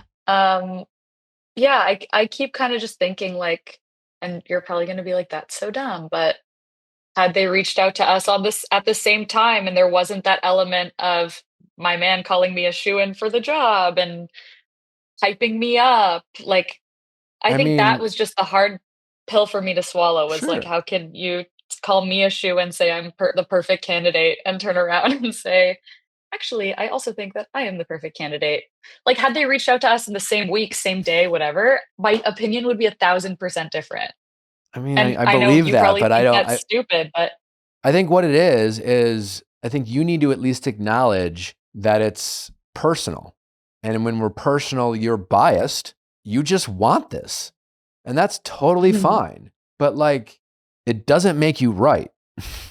And you think you're right. I mean, I do think I'm right. I also did communicate. I was like, I can't tell you why I'm like, I acknowledge the fact that it is unfair maybe that I feel this way, but yeah, it's but just you're how I feel. you're discounting what he needed from his partner in that moment, and you were just thinking of yourself. And that's fine. But like, you're trying to pretend to be his partner while only thinking of yourself. Perhaps a little. From an unbiased point of view, that's kind of how I see it. But again, this is not like, you have every right to feel how you feel and do what you want. And the fact that he's clear, at this point, not willing to convert, like, maybe that's your answer. And, maybe there's some, maybe you have a little bit of imposter syndrome going, because you think, if I have to compete with him, he's going to win. That was also part of it. He's very charming and speaks very well. So, I mean, but like, I know. I know. But there was a part of me, but and I was that part of you at my that can last acknowledge job. it is a part of you that needs to, like, that's an ego thing. That is for sure. And so you just, I want you to make decisions being the most honest with yourself about why you're making these decisions, because I don't care. And everything you're describing is very normal, and it makes a lot of sense. But I think what I'm trying to point out to you is there's a bit of contradiction coming from what you're saying. And I don't think you're willing to really see that, because I think you want to get this job, and you want him to be totally happy about it. And you want him to, let me ask you this. Let's say you compete and get this job. Then what? Like, if you knew that you were going to get this job. What ended up happening, and I got it. But, well, that should tell you something too, like, a lot of your actions are assuming an outcome that even hasn't happened yet. And if it doesn't happen the way, then you kind of, all this for nothing. From both ends of you guys. I'm curious, did he ever ask? Because like, it was a lot of him asking your permission, but you never really you getting called a month before, we all feel entitled to various things, but it's giving you a sense of entitlement to this position that you don't think he is entitled to. And when we feel entitled to things, then we just lose objectivity. Perhaps. I remember after my first interview in person, I called him after, and I was like, I was also sort of flip-flopping. Like, it wasn't hard, fast. Like, it wasn't only like, I don't feel like you should go for it, or I feel weird about you going for it. Like, I remember I called him right after the interview, and I said, look, I actually feel like you could be really great for this role. Like, after talking to the team, I actually called him, and I was like, I don't want to stand in your way. Like, after talking to them, I actually think that you could be great. What made you do that? Continue. I think like it's obviously a very complex situation. I was going back and forth about it just like he was. So I think just after talking to them and knowing where he excels and where I excel, like, there were a lot of instances in that interview where I was like, he would actually be able to do this really well. That's why I'm sorry. Why can't you, acknowledging it's a complex situation, knowing that like we could sit there and go back and forth, and like you and your ex did, kind of just break it down and analyze it and go back and forth and yada yada. Why can't you just acknowledge this is a complex situation, and there's a million different ways to look at it, and no one really is right or wrong. So therefore, let the yes man win, because like that's at least the only fair way. You know, Yeah, I guess my version of doing that was very calmly and honestly communicating to him how it made me feel. Like you that's wanted your that was feelings to my help you get your way. version. I was like, this is very complex. I don't know how to navigate this. So you I wanted don't him to know what the concede. right answer is. What I know about this situation Is is that you that want the job. it would hurt me and I feel weird about it, but ultimately you can go for it if you would like to. I know what you said. Like that's I know, but that was my version of what you're saying, to address that it's a complex situation. Like to your version of this is a complex situation, so why can't I get my way? That's what you're saying. I don't see it that way. That doesn't make it not true. Fair. Like that's probably how he took it. Yes, but how do you? I mean, listen. You're just like, he cares about your feelings. You are emphasizing your feelings, and you're saying all these logical, reasonable things. And then, what's the point of giving someone flowers if you're going to piss all over the flowers? You know. Like, what's the point of saying all these, like, listen, you're right for this job, and if you want it, I support you, and it's totally fine, but it's going to destroy me as a human being, and I'm going to feel like it's going to destroy that's me. Probably as a human how he being. heard it. Said, it's really going to, okay, well, that's not my fault. I communicated very clearly that it would make me. Listen, if I'm sorry, any person who says this is how you made me feel wants that other person to acknowledge every bit of those feelings that you're feeling. So yeah, you do want it to kind of destroy him, you know what I'm saying? You want him to recognize your feelings, and you kept invoking your feelings. And you're like, I feel this way. It's going to make me feel this way. It's going to, you're going to be the person who's going to make me feel this way. And and he was, and so it's just like, it didn't really matter, I suppose I guess to me, I was doing the right thing by communicating that, but now I understand what you're saying. But yeah, I guess at the time I was like, I am a communicative girlfriend. I'm going to tell him how that would make me feel. Like that was it wasn't malicious. It was literally me being like, I talk about communication. It's important for me to tell my partner how I feel, and I'm going to tell him how I feel. I also, like, as I said, it was back and forth for a few days. Like at the beginning, he was like, I'm not going to go for it. I want to hit 2 years at my job. I don't think it's the right time for me. Did he ever ask you not to go for it for his feelings? No, but that was never in question because I had already started interviewing before he. Did he ask you to buy? I don't know. Listen, like, people come up with crazy shit. Like, it's not that crazy that he couldn't have come in there even a month later and said, I'm just better for, like, listen, I got more experience. I'm just like. He never asked me to do that because I was already in the process. Like, he wouldn't ask me to. But the point I'm just trying to make is, like, sometimes the answer is to try to remove your feelings. You can't ask him to remove his feelings and expect him to acknowledge yours. Yeah, that's fair. And you didn't even really ask him or give a shit about how he felt about the fact that you were going to compete with him at this job. You just felt entitled because you got called first. Mm-hmm. And from a relationship standpoint, you definitely, like, I feel his frustration. Yeah. Because from a relationship standpoint, it's very hard to try to get on the same page with someone who feels entitled to something that they feel like you're not to. Because immediately they just have the upper hand. It's like, no matter what, kind of like you did, there's a but that says, but I'm entitled to it. And that's how I felt. Like, I can't help but feel that way. Like, no, you can't. When I was already. No, you can't. Like, I was already interviewing. I was invested. I guess I would agree that you can't help but you feel that way. But emotional maturity is being able to process how you feel about something. When you were 16, you reacted to things differently than you react now. And the difference is you've grown up and gone, I don't know, maybe therapy or not therapy, or just like you understood yourself a little bit, learned from past mistakes. We definitely can't help how we feel. We can't help how we deal with those feelings. You are leading and justifying your actions by just invoking your feelings whenever it serves you the best. You can control that. Yeah. That you can help. And every time I say something to you that says, well, blah, blah, blah. And again, unbiased opinion, you called me. You're like, well, I don't feel that way is your response to me. Okay. You don't. Great. Like, no, like conversation's over. So, and in a relationship, you're both going to come in with different feelings. And I could just know that, the more entitled to your feelings than you are, then you're already at the relationship, the connectingness between the two of you is already, it's tough. Yeah. It's tough when one person feels more entitled to their feelings than the other, regardless if they got called first or not. Yeah, I don't think I felt more entitled to my feelings. I just felt more entitled to the job. But I think you should listen to this episode back when it comes out. Oh no. Anywho. But it's just, listen, but back to converting. How did this? So this was all happening at the same time. Essentially, after work one day we were on the phone.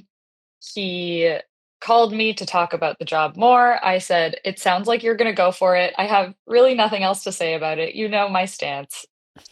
Go for it. Let's change the subject now. And then he told me on that phone call, he was like, also, I called my dad today. We had a really nice, good chat about me converting. And like, he really came around. And I told my dad that like, I would rather do this and be with you than wonder what if for the rest of my life. And I was like, that's great. Like, I'm glad that chat went really well.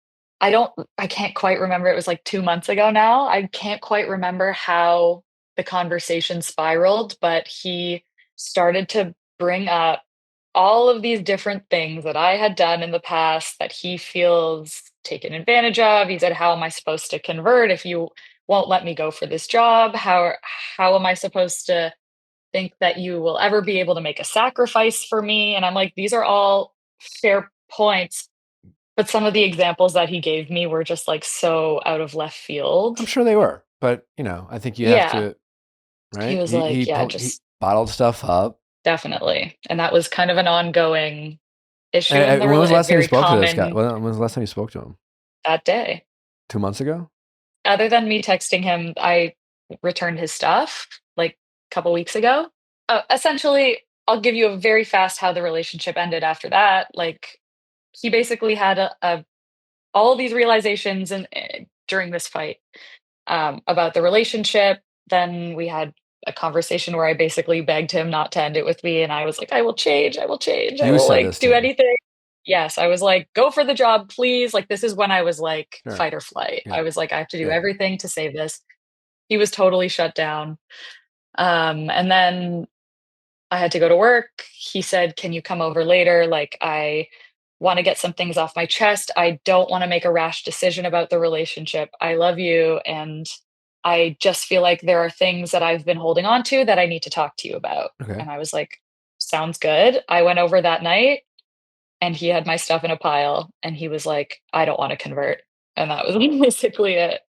Okay. It was very like, I don't usually feel this way, but I'm sad for this story because most of the time I'm, and this is just could easily be the case for you guys. I'm definitely like, listen, if you guys broke up, there's probably a reason, and as tough as it is, that maybe this isn't your guy. And that's the religion part is a big issue, and it's a lot to ask. And that aside, and I say this with love, you're very stubborn, and just like I can see a world where like the converting and this job, like it was very easy for you to ask some pretty big asks from him. And I'm just wondering if you fully grasp that. And 100%, if I'm hearing, I do. Okay. But like, I'm just, I can, I don't know if you do. I honestly don't know if you do, because the way you kind of debated me so much about this job thing and the fact that you still like, were like, but I'm right. And I got called first. The fact that you still can't really see that, you have a blind spot, I feel like, when it comes to that. And Perhaps. I think it's one thing to just like proclaim, I get it, I'm asking him a lot. And really, like, in the heat of the moment, when you guys are at a point of disconnecting in relationship, acknowledge yourself, hey, maybe I need to take one for the team here because I've really asked a lot of the team. And Yeah. I'm wondering if maybe you're not as good at that as you think you might be. And I can't help but wonder if some of his like frustrations and things that bottle up, and when he was kind of throwing out things, you're like, what? Came from a place of Yeah. like, really feel like you were just like really good at asking a lot of things from him. And maybe he didn't have much to ask of you, but like, it just Yeah. seemed really easy for you to ask a lot from him, where this guy was just like, she's just like, Yeah. it's never fucking enough. And what else? Like, and she's asking me to convert, and I got to do this and I got to do that. And it's just like, Jesus, I love her, but fuck. And I'm just wondering if Yeah. maybe you know, like, just some blind spots you could work on a little bit, because it Yeah. sounds like there's a lot of love here. And it sounds like this is a very like you said, it is very nuanced, you know, Yeah. the job conversation is very nuanced. Converting is very nuanced. But I don't think you are as good as having nuanced conversations, especially ones that are very personal to you, and that you have a lot of emotionally invested in the outcome. You know, like most of us, like, it's hard to be nuanced when you give a shit about the outcome. And I think, yeah. Yeah, you're probably right. You know, heat of the moment, it's hard to like take a step back, especially when this fight was just like it. I wanted it to be a conversation and it became like a very heated fight. So it's hard to take a step back and like objectively see it from a bird's eye view. And I also didn't expect it to be the end of the relationship. So I I hear was, you, but it's just like you bad know, like timing, maybe good timing. I don't know, because like, I listen, know. if you know, like Yeah. bad timing, it worked out, but like maybe hopefully this is a pivot. Like, I hope this one way or the other, you learn something from. I don't know what you know, there's something to learn here, you know. No, and I acknowledged to him like, and I'm really yeah, curious if you ever I listened to this episode and knew it was about him, what he would think. if he listened to it. Yeah. And he knew, you know, I know we give a fake name and things Yeah. like that. And I mean, he would definitely know. It's a very, sure. very Yeah. niche I imagine, story. but like, if he did, I wonder how he would feel about what was being discussed. And Yeah. I did acknowledge to him too, like sort of as things were falling apart. I was like, I really am now able to sort of see your perspective. And I feel like there have been times that I have taken advantage of you in the sense that he did a lot for me. Like I asked a lot and he was a wonderful boyfriend. it's like, and again, back to when we were talking converting, right? Like, Yeah. talking to you, it's like you can say, I'm not even religious. I don't really need a lot from my boyfriend to convert, but I do have these like just a handful of like just things I want. Why? I don't know. I just fucking do, because I feel this way. And you feel very justified to say that and very entitled to say that, even though you can acknowledge that they, you know what I'm saying? When I'm like, well, why can't you go drive by? You know, it's just like, you just don't want to.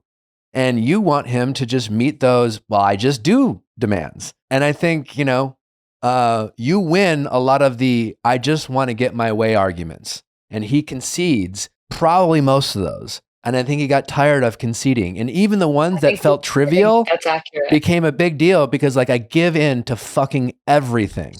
Yeah, I think you're right about that.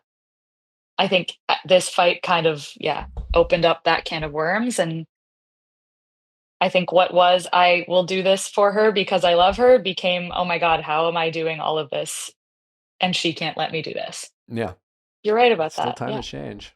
I guess just with, the conversion thing, it's not something I'm like willing to budge on. So yeah, I'd hear you on the converting, but like, as long as they're converting, why don't you make it as easy? My point is, I think that's awesome, and that's important to you.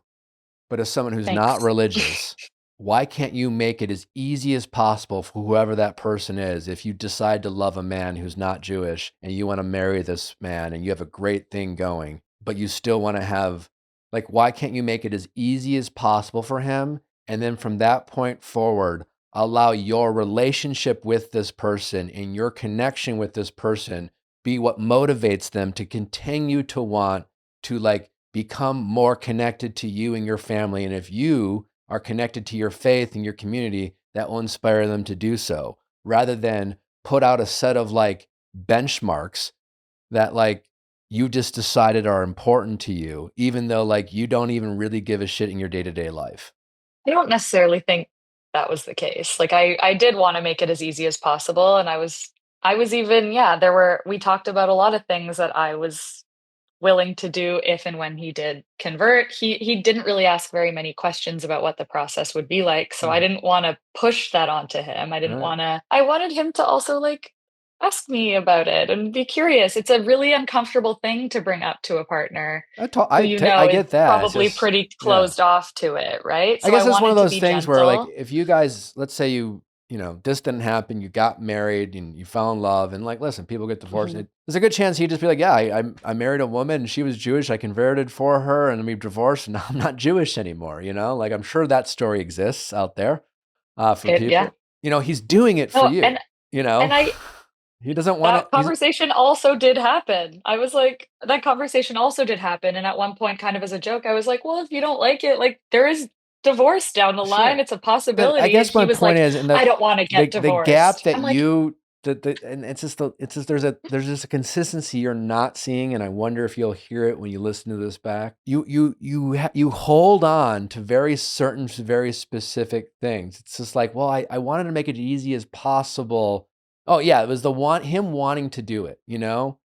It's like I want you to want to do the it wasn't dishes. really, no, it wasn't him wanting to do it. It was just, it's such a sensitive conversation that But I guess what I'm saying, it's I such a big almost ask. You kind of recognize wanted it's a big him ask, right? You recognize it's a huge. 100%, So just 1000%. why don't we just start with he's willing, and if it's just Yeah. like, And let's I was just, really happy about that. right. And then, and just let him just, I guess, like, let's, again, when I mean as easy as possible, but his motivations and his interest, like you clearly you had some standards in your mind. You had some ideas of what you wanted. You had some things that you thought he should do or not do. And then Like you with react. regard to converting? Yeah, just Or like you're in just saying, general? well, he never really asked. And, and that's, again, it's human. You can say, I understand how big of an ask it is, but I want a little bit more.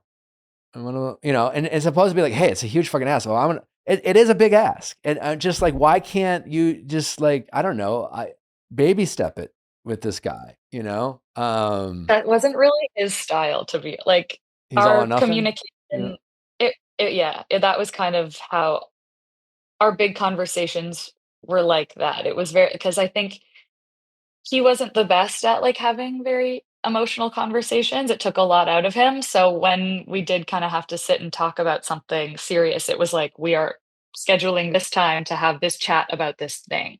It wasn't a super like casual thing that was just brought up. He told me, he was like, we should talk about this. Let's do it on this day. Like, and that was the time that we were going to address it. Have you let this guy go? It's been really hard. Like, it's been pretty hard for me. But I would say in the last like few weeks, And do you I've been want to doing better. fight for this, or are you ready to let it go and just accept that he's not your guy? Again, like the only way I would be willing to get back together is if he would convert. I hear that, but I'm just So like, and I don't think that's on the table. So I'm not well, I mean, I'm only basing on everything you've told me. It was on the table. It was on the table. It was. And I think when there were he ended things. it, he said, I've actually had a gut feeling this whole time that I didn't want to. That might be true. I don't know. It might be true. Anyway, he wants to meet for closure in 2 weeks. Why? Great question. He asked me for closure. And that is the real reason I called. I messaged. So I was like, what do you want? Here? What do you want? Because if it's closure, I don't think you should go. If you're not fully done with this guy, and I guess, again, this is a very, very sensitive, obviously very nuanced conversation. I guess what I'm trying to articulate, and I'm having a hard time getting through to you, is I recognize your non-negotiable. It's an important non-negotiable.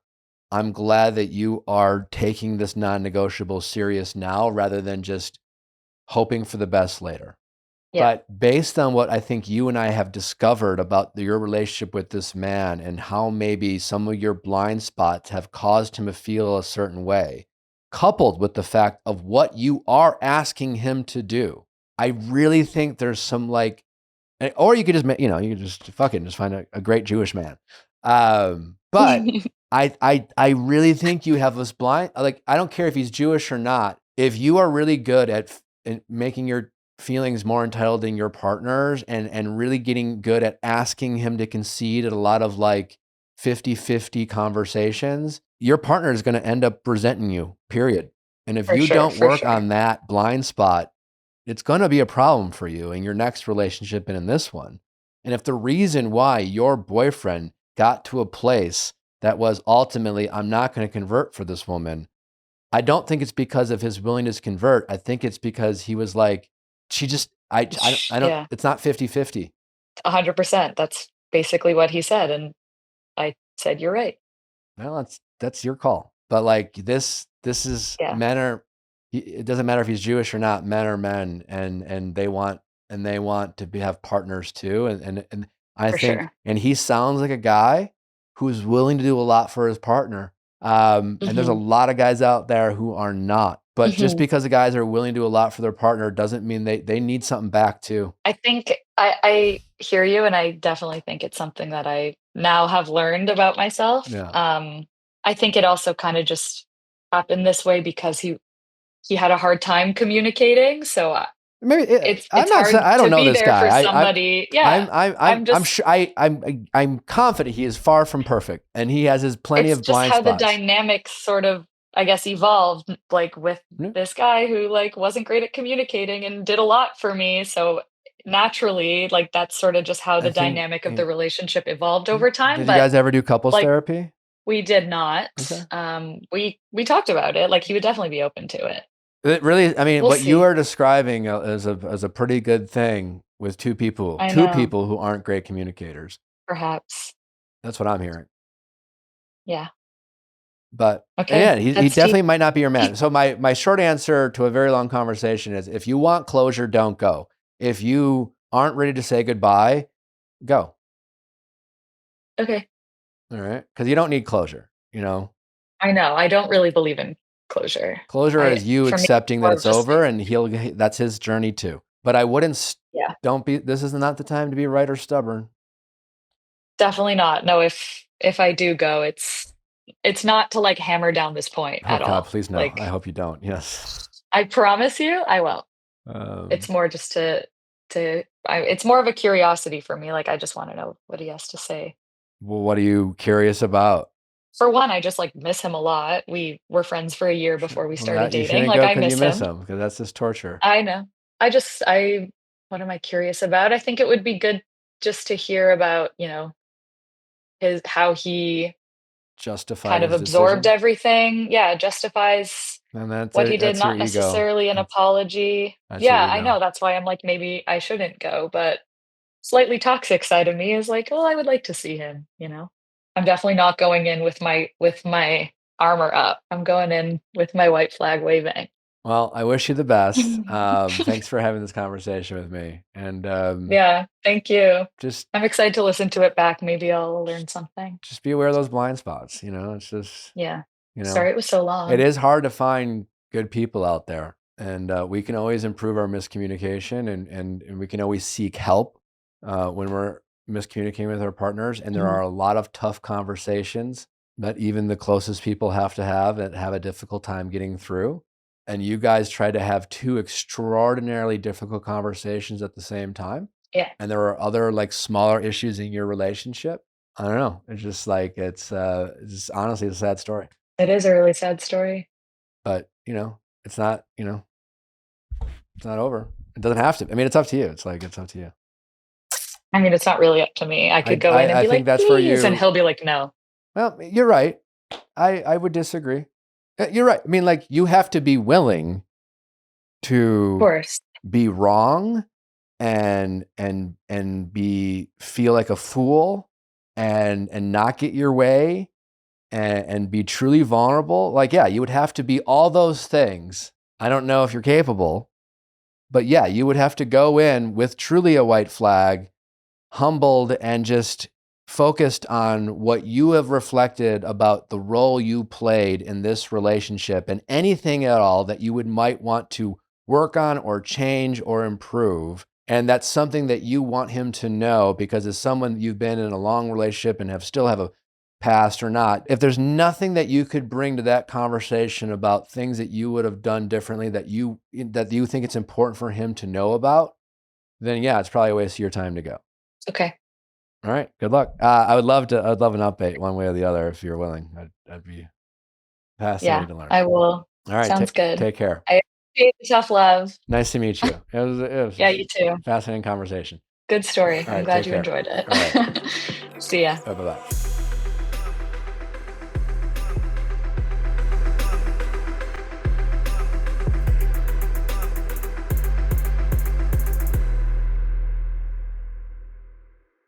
Hey guys, if you loved what you listened to, make sure you hit that subscribe button below. Thanks for listening. We'll see you next time.